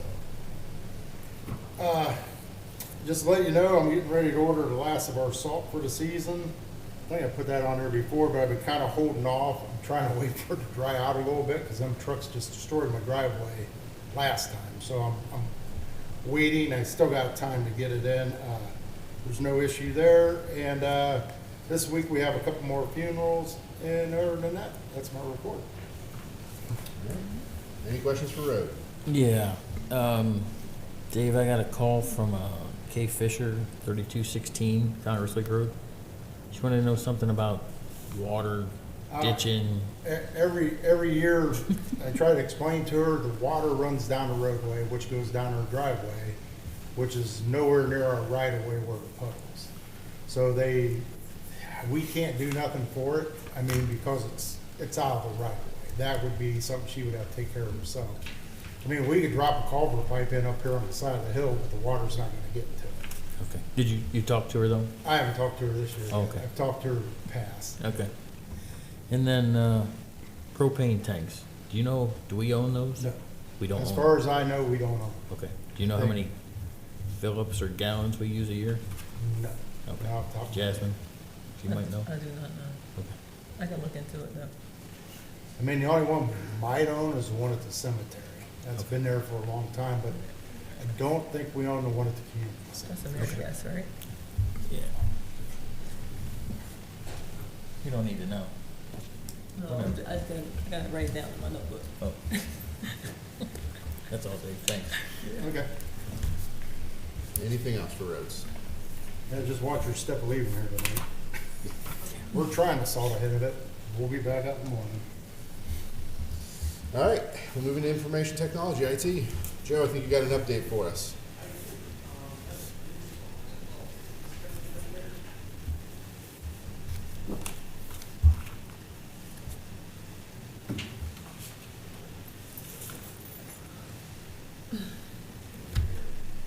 Keep zooming.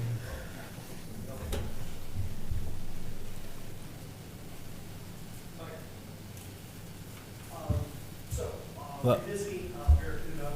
Can't hear you. Get the microphone. That's better. Yeah, now you're good. I had to turn my microphone on. All right, technology.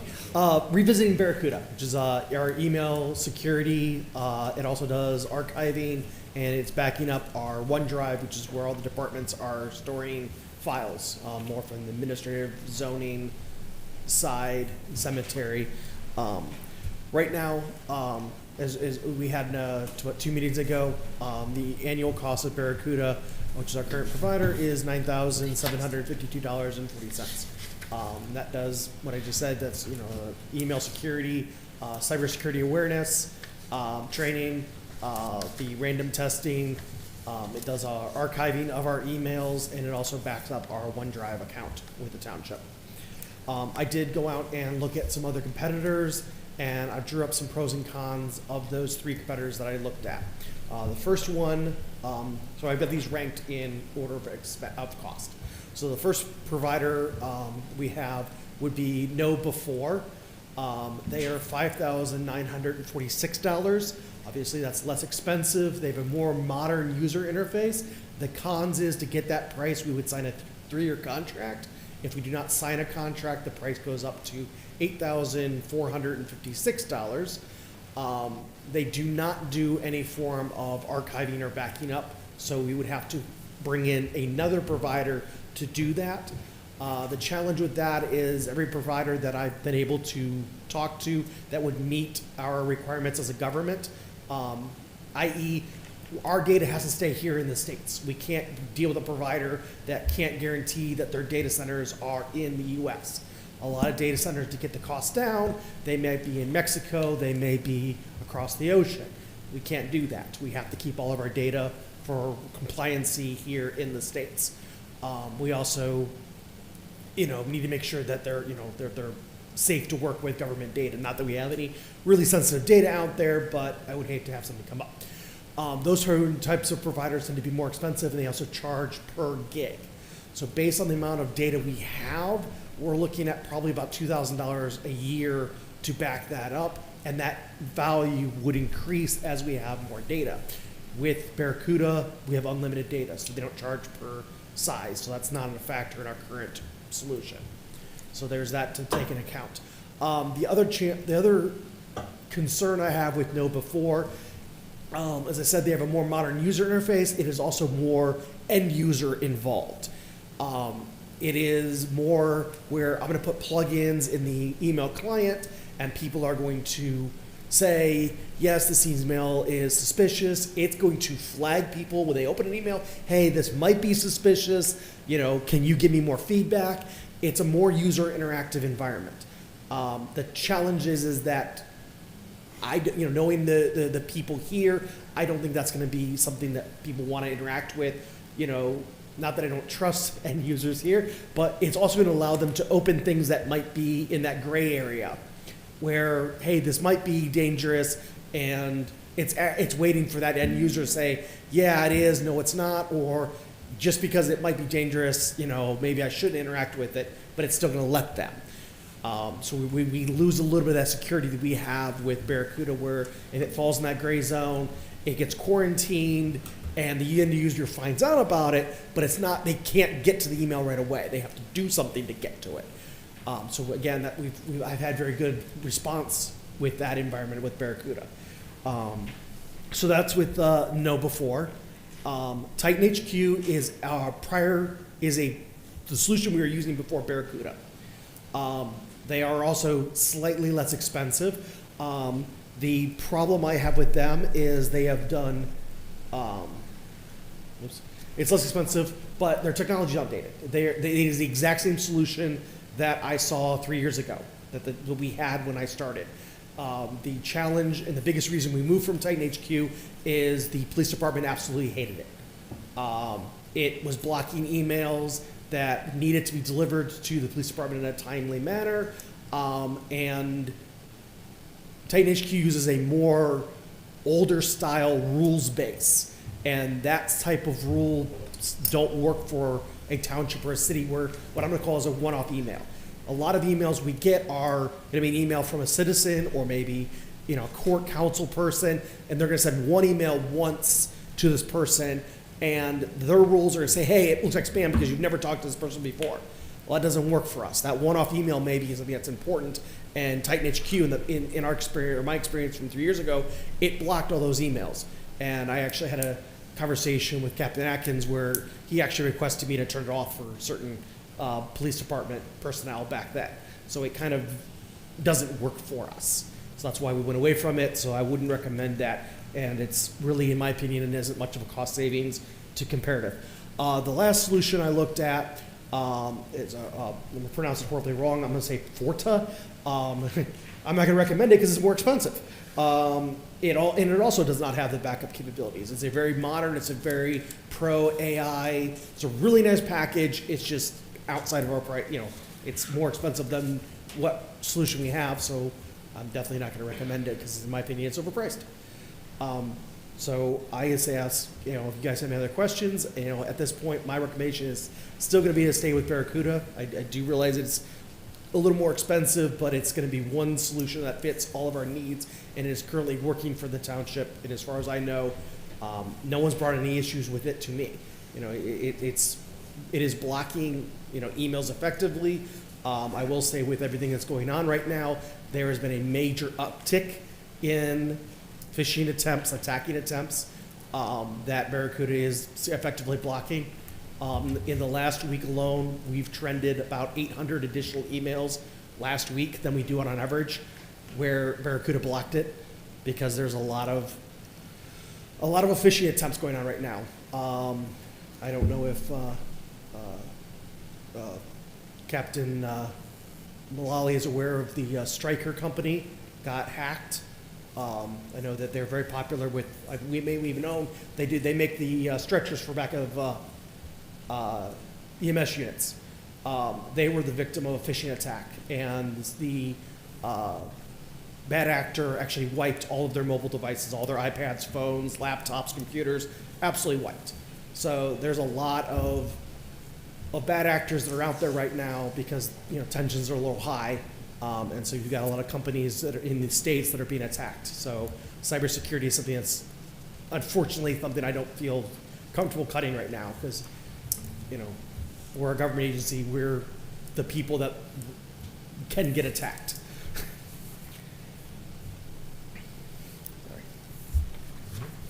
Sorry. Any questions?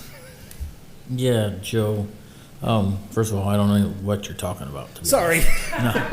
honest. No. But we approved back in January something CrowdStrike. So that is endpoint security. So that is like antivirus on steroids. So CrowdStrike is what's protecting our computers and the network itself from things going on. This is purely email. So this idea is that this is going to prevent you or somebody from opening an email that has viruses, or it's a phishing attempt. Spam is also in there, but that's less important, but also it saves you from having to delete, all these, buy a gift card type emails that, you know, everyone's getting these days. So it alleviates our employees from having to filter through hundreds of emails a day from that it's spam. Phishing is the stuff that's my bigger concern. That's going to be the email that says, hey, I am, you know, Jasmine, you know, it's very crucial. Please click this link to accept this gift card, or please click this link and give me your, you know, your employee ID so I can help you out with something. This is an engine that they're running to look at all of our incoming email to say, is this a legitimate email? Is this an email that's, you know, potentially damaging to the township or to the employee?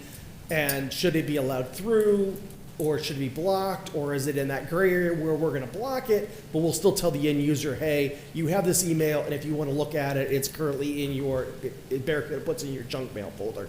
I still don't understand what the difference is. So there's two big differences there. Okay. So one is, the first that we approved is to keep the viruses out of the network. Okay. So virus gets in the network, it can start to degrade things, move things, destroy things. So Barracuda is just email. This gives you user protection because while we can protect the network here, it's only as good as what we allow to come in. So then you get an email that says, hey, Nick just emailed you this important document for you to look at. And you're like, oh, Nick, I was expecting something from Nick, and I click on it. They now have total access to the network. And then they can start to take all of our stuff hostage. So instead of damaging it, they then take over the network, steal the data, and now we've lost the data. So they're two separate forms of defense, but if we don't have both, then we open ourselves up to damage there. And phishing emails, is, as he was saying, is a big thing. That's where they call it phishing. Basically, they're going to send out 1 million emails and pretending to be something. Sure. When somebody clicks on it, that's where companies will get their information stolen. And then they'll hold it for ransom. And if you want to get your information back, pay money, and 9 times out of 10, they don't give it back to you anyways.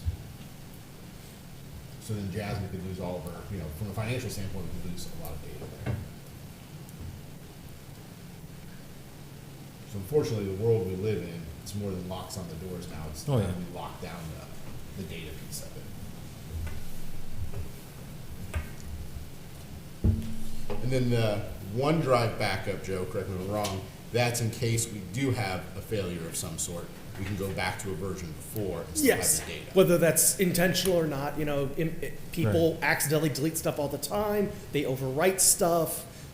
This also gives us versioning. So, hey, you know, oops, I changed a document I didn't mean to. Can I go back to the document I had 2 weeks ago? This just gives us the ability if an employee makes an error, whether that's an accident or, you know, intentional, you know, unfortunately you do have to deal with someone possibly getting disgruntled, or if there is a hole in our 2 layers, if something makes it through Barracuda, it makes it through CrowdStrike, and we do have a legitimate attack where they delete our data, this is how we hopefully would be able to get it back. So it's just backing up of our data and making sure we don't lose anything. You know, the biggest area that we're storing data is zoning. I mean, all of our permits, all of our drawings, you know, Mike has done a lot to move everything digital over the course of all these years. All that data is stored in our OneDrive account for zoning, and if we were to lose it, it would significantly set back his department. And I know Jendi is working to digitize all of our cemetery stuff. Again, that's where all that data is. And then from an administrative standpoint, all of our documents are, you know, whether it's fiscal, administrative, HR, IT, that's inside of OneDrive. So it's where all of our township data is stored. So it just keeps that backed up. I don't understand all that stuff, but I do know on my township cell phone, I get this thing from DocuSign. And it says that I'm to open this, and this document has been prepared for me to sign, and I know nothing about DocuSign, so I just delete it. So I would just tell everybody here, if you have anything for DocuSign, you better call me on the phone first and let me know that something is coming. Does that make sense? Yeah. Thank you. It's a level of protection we need. It's just... It's a lot of stuff you're doing just to protect you, but looking at, you know, the amount of data that is currently being blocked by Barracuda that, not to say that people would click on things, but it's nice that I don't have to worry about someone accidentally clicking a link because they think it's from Jasmine, or ironically, because of the change, a lot of those emails are coming from supposedly Kevin, which is hilarious because, Kevin would never send anything like that. But these, No. the correct term is bad actors. They look for change. We had a change in fiscal officer, so they're going to send things as Jasmine. We had a change in a trustee, so they're going to send things as Kevin, because the employees of Brimfield may not know how you operate. Well, we do because you're here and around us. But that's the trick they're trying to do. They're trying to trick someone in performing something because, oh yeah, I need you to do this for me real quick, be helpful. And someone may fall for it. And in my career, and maybe you guys have examples of this, unfortunately people do fall for these attempts, and it only takes one. And it may seem like it's minor. You click on it, you enter your username and password, and you open a file, but now that bad actor has your username and password, and they use that to leverage, maybe to get a little bit more information, and then they'll sit dormant for months, and then they'll attack you, and all of a sudden you have nothing. It's difficult. And as a small township and as a department of one IT person, if we were to have a major attack, it would set us back significantly. Think of it as insurance. Yeah. Your number 2 option, no before. No before. Yeah. So, So- you're at 59.46.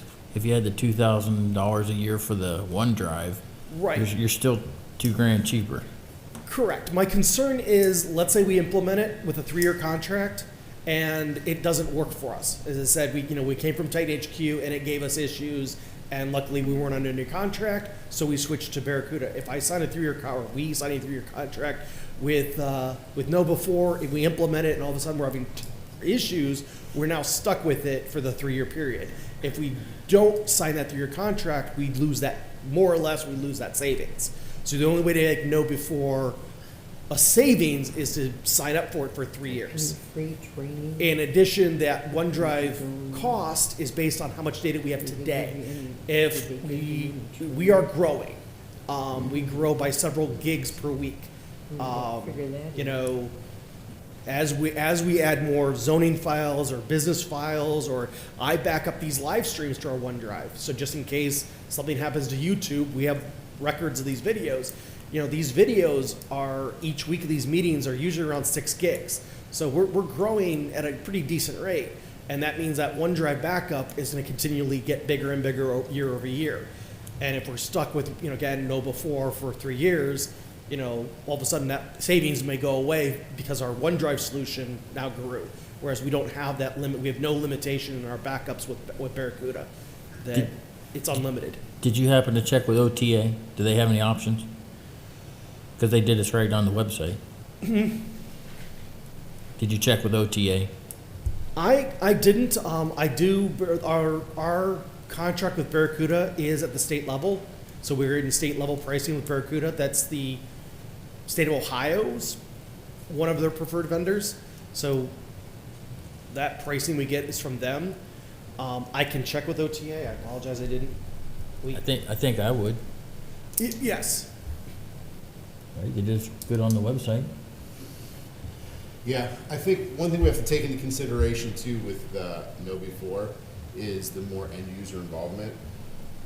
Save $2,000, but then we put it on our staff to be more hands on with it. Yeah. I don't know if that's a savings worth saving at that point. I'm not saying we don't look at OTA, but we know Barracuda's system.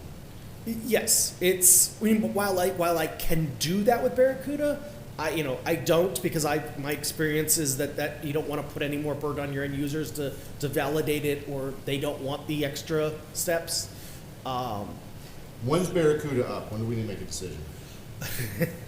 So Barracuda, we got a 30-day agreement from them, and that agreement is up at the end of this week. So I unfortunately do need a decision in this meeting if we're going to go with Barracuda, because our current 30-day is up at the end of this week. What did that cost us for the last 30 days? $946. Will they do it again? I I don't know, because that was a special ask. They don't normally do 30-day things. I mean, I can try renewing for another 30 days if you want me to look into the OTA path. I would like you to look into OTA. I'm sure that other townships have dealt with it. If they're not gonna give us the 30-day, though, what do we wanna do? We can't leave ourselves open. Like, we can't leave the front door unlocked, essentially. Is Barracuda just a 1 year?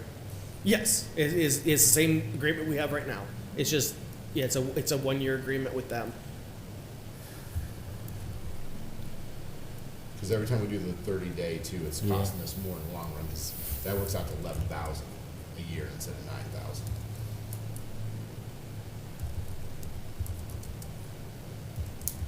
Will they give us credit for the last 900? What we'll do is they're gonna change the date of our renewal out by 30 days. So that kind of helps us fiscally, because now we're not renewing before we get our first draw. So that, I think, does actually help us by pushing out by 30 days. I'm reading into whether or not Jasmine agrees with me on that or not, but at least we're renewing later in the year, so we have more money available to us since we have that first draw, instead of trying to use carryover to renew this. I understand what you're saying. Yeah, I don't think the problem with Barracuda is you're gonna find that there's not gonna be a lot of wiggle room because they're at state bid. So essentially they say, our price is normally this. Everybody who's in the state of Ohio that's a government agency, we put them at this because we buy in bulk that way. So there's really no negotiating with Barracuda where there is with other ones, because they're No, not I in was the just state I was bid. just asking about the last month that we paid, if they'll take that into consideration. They're just gonna push the renewal Yeah, date. So instead of okay. renewing in February, we're now renewing in March. So we're now 30 days for 27. But we paid for it, so Yes. do whatever.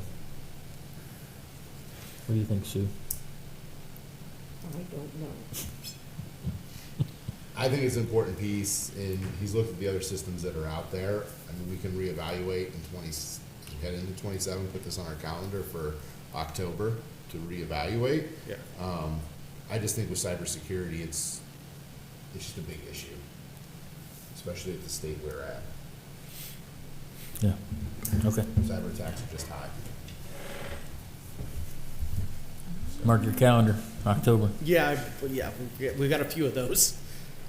All right, I'll entertain a motion to accept Barracuda email protection at $9,752.40 for a 1-year contract. I'll make that motion. Okay, I'll second. Any discussion?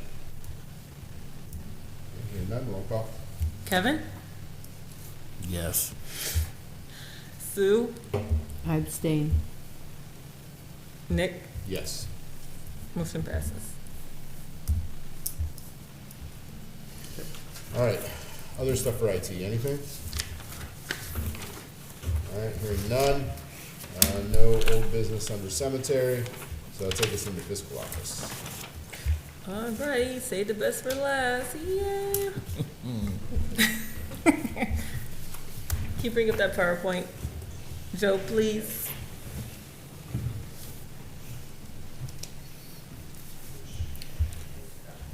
We're doing the pacing dashboard first.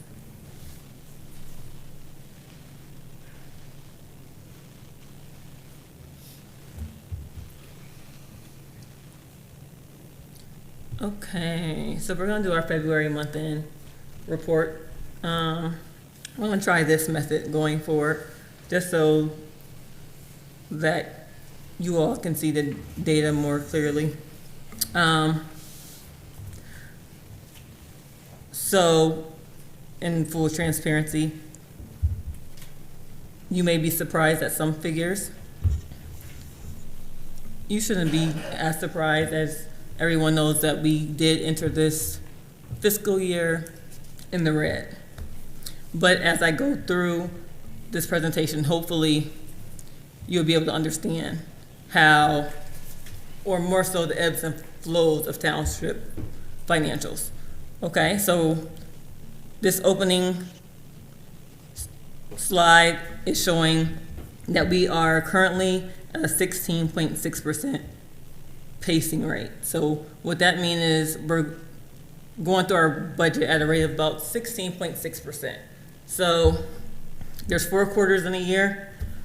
So by the end of this month, our target should be about 25%. If we are more than 25%, we know that we need to proceed with caution. But we also have to understand that with township financials and using property taxes, most of our money comes through property taxes, so settlements don't come until March and then again in August. So that is something to be mindful of. Next slide, please. Year-to-date township operations. Currently, we are at a net position of negative $574,000. And it is important for me to reiterate that we are looking at our main 4 departments here. Roads, fire, police, and general fund. And also keep in mind that we did have $450,000 adjustment at the end of 2025, which is why we are in the position currently. Right now, we have collected about 10.1% of our total revenues, and we have spent about 15%. So while the township has budgeted for a slight operating deficit, which is normal, the early year-to-date cash deficit is amplified by lagging early year collections, which I just spoke about, because we will not get our first tax settlement until the end of this month. Next. Jasmine, can I pause there for Yeah. 1 second? So I think it's important to note too for the public as they look at this number, that at the beginning of the year, there's large expenditures that come out also. So for example, we paid one of our body cam contracts. So that's like at $10,000. It doesn't get spread out over the year. You pay the 10 grand at the front of the year. And then we get our payment from the county to reimburse that. The way the taxes work is we don't end up getting our money until March, April-ish, and then we'll get a second draw halfway through the year. So expenditures are always going to be higher than money coming in initially, and that's why we push for such a large carryover. And you'll see that in a lot of municipalities and school districts, is the large carryovers that float you the first 3 months, because the state, for whatever reason, and maybe Jasmine, you can explain it to me one day because I don't understand it, they force us to budget a January through December budget, but our cash flow really operates a March through February process. Mm-hmm. So you have to have that carryover, which puts you in a bad financial position. Which is our goal. Right. Which is our goal moving Our forward. goal is to get enough carryover so we never have to deal with this in the future, but Yeah. it's just the way that the state budgets it. Yeah. So you operate in this weird January through December, but money floats in March through February. Right. And also, when people see negative, I think a lot of people like to compare it to their personal finances. And so they think that we are literally negative $574,000. That is not true. So I wanna clarify that. That's our operating stance, it's not what's in the accounts. Correct. Next slide, please. Oh, you're there. I'm sorry. I'm looking at my computer. So we're just going to take a closer look at how we're pacing between our 4 major departments. Roads is at about 16%, general fund 12%, fire 10%, police 7%. Next slide. All right, and this will go back to piggyback off of what Nick was stating. So general fund is a little bit over our pacing line. So we have a kind of accelerated burn rate. Burn rate is kind of what you think it is how fast we burning through our budget. So general fund is about 20%. General fund is outpacing where we would ideally like to be, but that is due to some early on higher expenses. So for one, audit fees, we just paid about $30,000 out for audit fees that were kind of behind from previous year. We also had 10K dues in our regional planning dues, which is about 10,000, and then what is my? So basically, next month we'll just make sure we're keeping an eye, make sure that we're more closer to the range of 25% at the end of this quarter. Next slide, please. This just shows a little bit of structural imbalance, our variance between our year-to-date revenues and our year-to-date expenses, and how we are outpacing collections, in which I have already explained. Last slide. And this is basically just a watch list for the trustees. So we do want to keep an eye out on our general fund burn rate. We want to make sure that we are in a nice pace and that we are not spending too much. We understand that police revenue may lag a little bit, and that's because of collections. And then I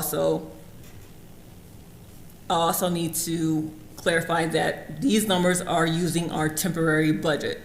Our permanent budget was not implemented until March, so these numbers will change a little bit when our permanent budget is reflective more in our financial system, which is UAM.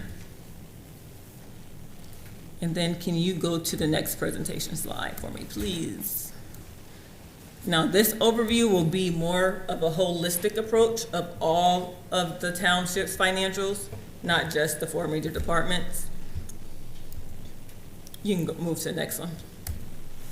So this is just an understanding of how the accounting funnel works. So we have a final appropriation, and this is where we work with our county, where we get our legal limit of what the township is permitted to spend for their entire year. So this is what we just did when we made our permanent appropriations, and they were approved by the board and put into our accounting system. And then we make, we reserve for encumbrances. So purchase orders for things we have to pay out, whether that is tech-related fees or legal fees, things of that nature. Then we have our year-to-date expenditures, which are actual cash that has left the township's bank account so far this year. And then we have our unencumbered balance, which is the true free remaining budget. Next slide. And this is where we are at the end of February. So starting cash on February 1, we were at about 3 million. Ending in February, we were at 2.3 million.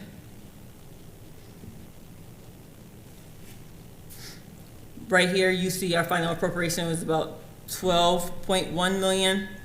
That'll fluctuate a little bit once we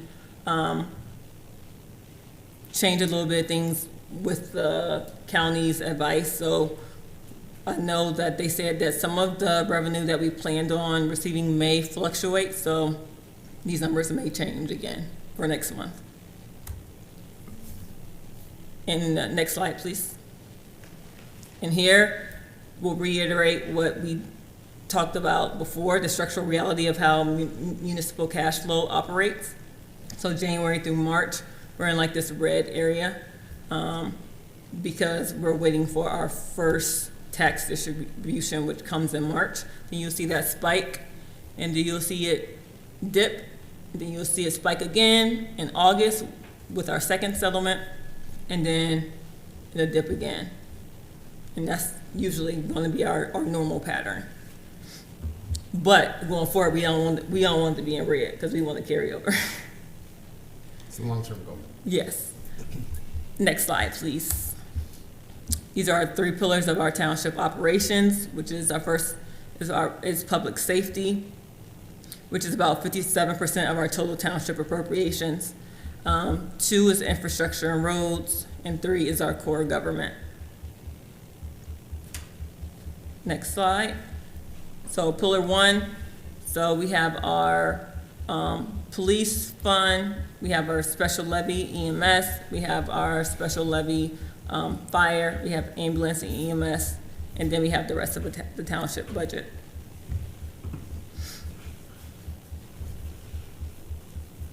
Next slide, please. So these appropriations, and you can see our final appropriations. Again, these numbers are going to change slightly with permanent appropriations. These are based on temporary appropriations. You will see that EMS is currently at a negative, and that's mainly due to payroll. Most of the negative numbers you will see is due to payroll, and you will see the correction a few slides down. Next slide, please. These are our fund burn rates. You will see that road and bridge for 2031 is trending a little bit further, and this is mainly due to payroll and winter overtime. And so that this will end up leveling out. Next, and then you will see our JED reserve. So right now we have over 700,000 in our JED M&I reserves. Next, current cash balance for general fund at the end of February was negative $115,494.43. Next slide, please. And then here are our deficit watch list and our revenue cure. So as you can see, our current reality versus our pending cure, which is our property tax settlement. And then after we receive those settlements, we will want to make sure that we're just keeping an eye on a month-to-month basis just to make sure our spending and things are in line with our goals and where we want to be in the future. Next slide. So for our Q2 outlook, which would be next month, we want to continue to maintain a healthy pace. We want to make sure our deficits are not systemic, so we want to make sure we are doing things to alleviate costs and put us in a better financial position moving forward. Like we stated, we want to make sure we are trying to create those carryover balances so we are not always going into the new year or even incurring negative balances within the first quarter. And then we are going to keep a heavy watch on EMS fire funds. And next slide. And this is just a quick financial snapshot. So our total cash at the end of February overall cash balance was $2.3 million.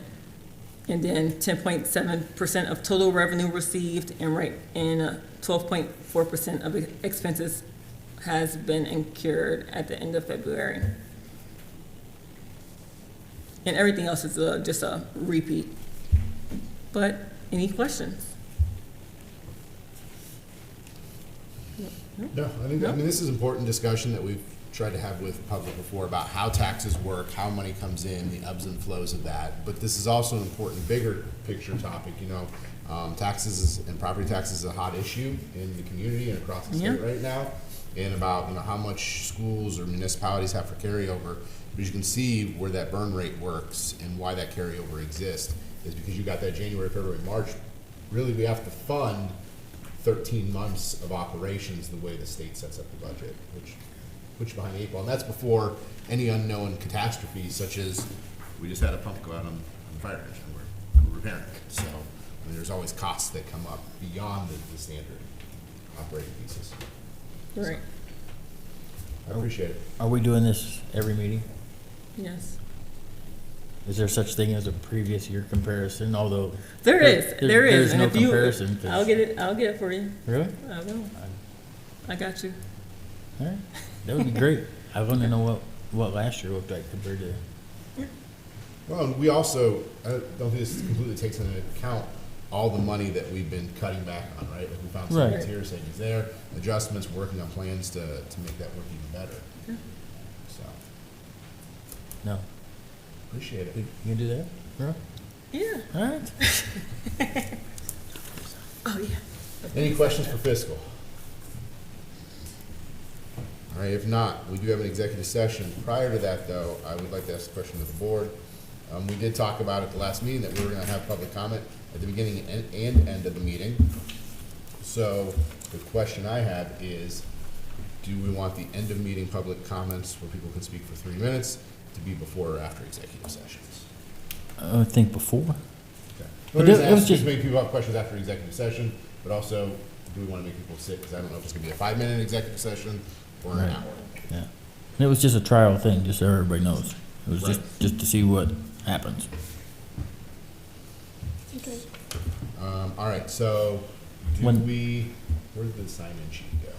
You got it right? Oh, right here. So if anybody wants to speak, we'll open up public comment at the end. Yeah, if you just write your name on there for us. Please.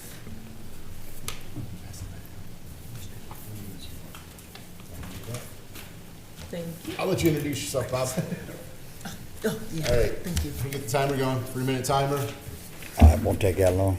Bob McKenna, 1108 Talmadge Road. Why are we buying Dora Lee property? What are we gonna do with that lot on Dora Lee? I mean, it's $100, I understand that, but then we still gotta file not to pay taxes on it and do everything else. We don't need it. And it's just, $100 is $100, and you're just gonna waste it.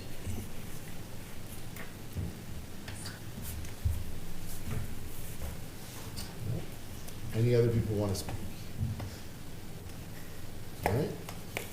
We're going to move into executive session.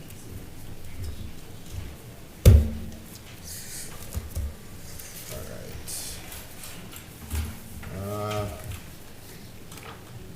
Trustee Nicoya, I will move to convene and do executive session pursuant to Ohio Revised Code, Section 121.22G, for the purposes of considering the following matters. Section 1, appointments of a township employee. I need a second. I will second. We have a motion and a second for executive session. Roll call. Kevin? Yes. Sue? Yes. Nick? Yes. Motion passed. All right, executive session at 9:11 p.m. Where's that sign-in sheet? Take a Y'all quick give it meet. to me? It's right here.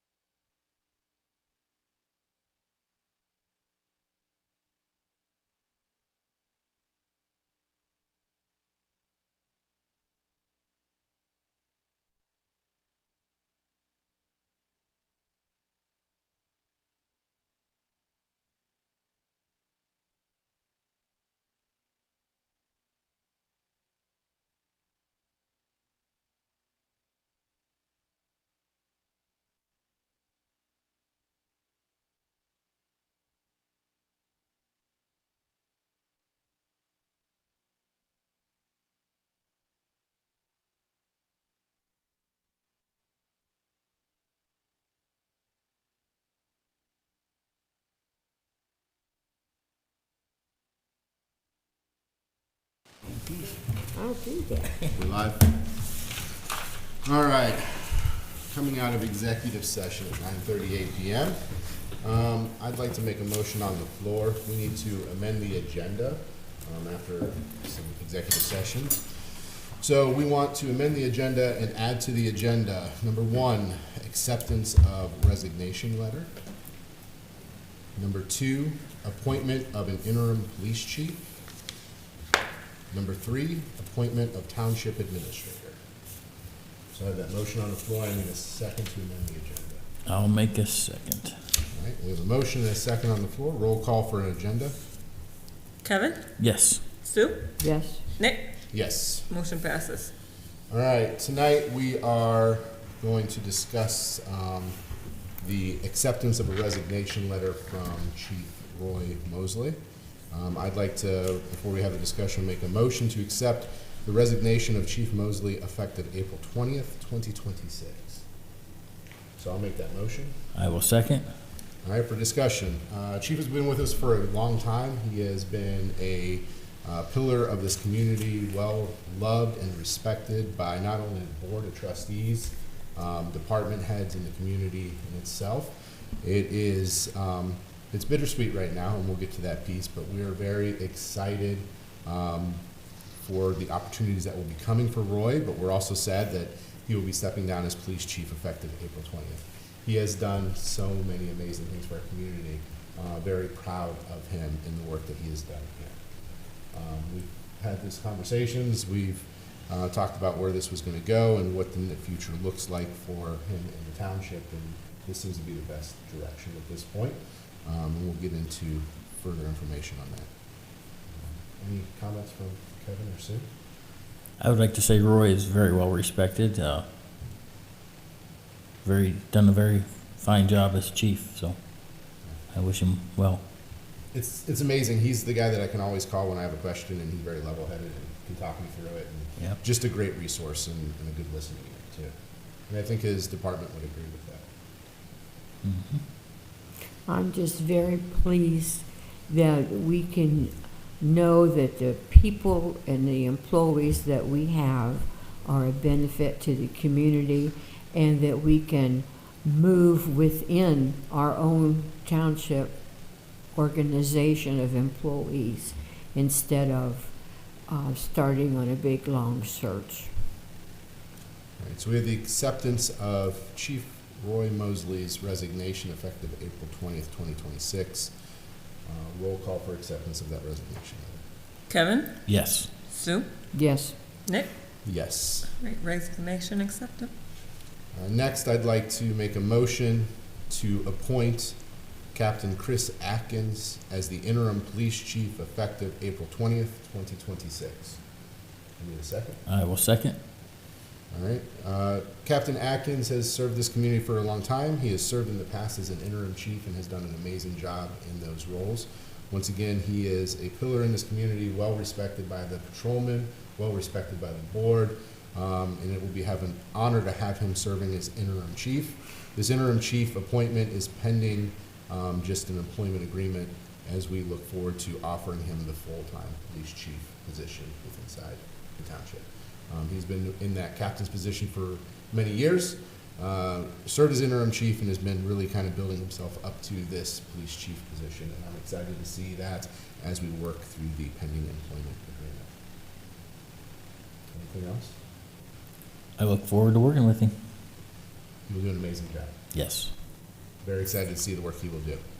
Roll call to appoint Captain Chris Atkins as interim chief effective April 20th, 2026. Kevin? Yes. Sue? yes, Nick? Yes. Motion passes.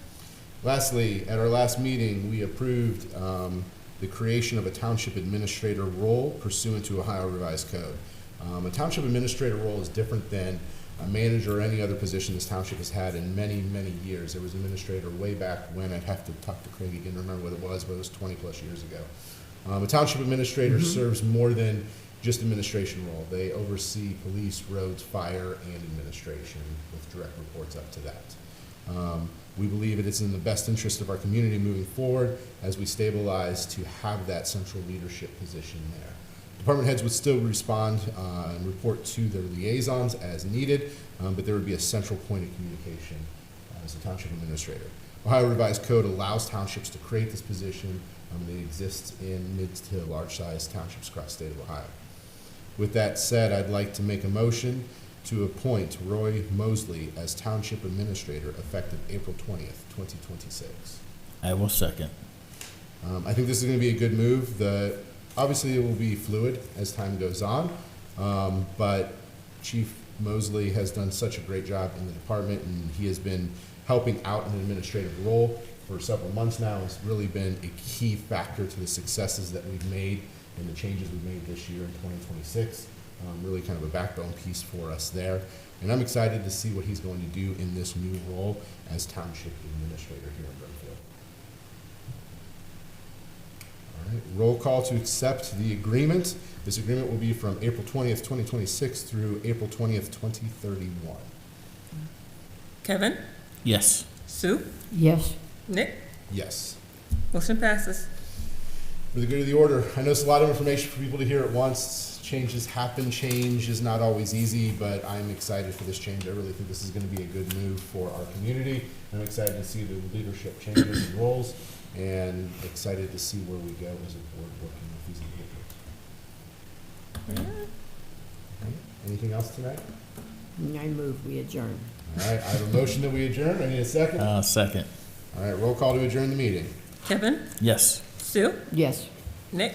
Yes. All right, meeting adjourned at 9:44. Everyone have a great evening. It's over.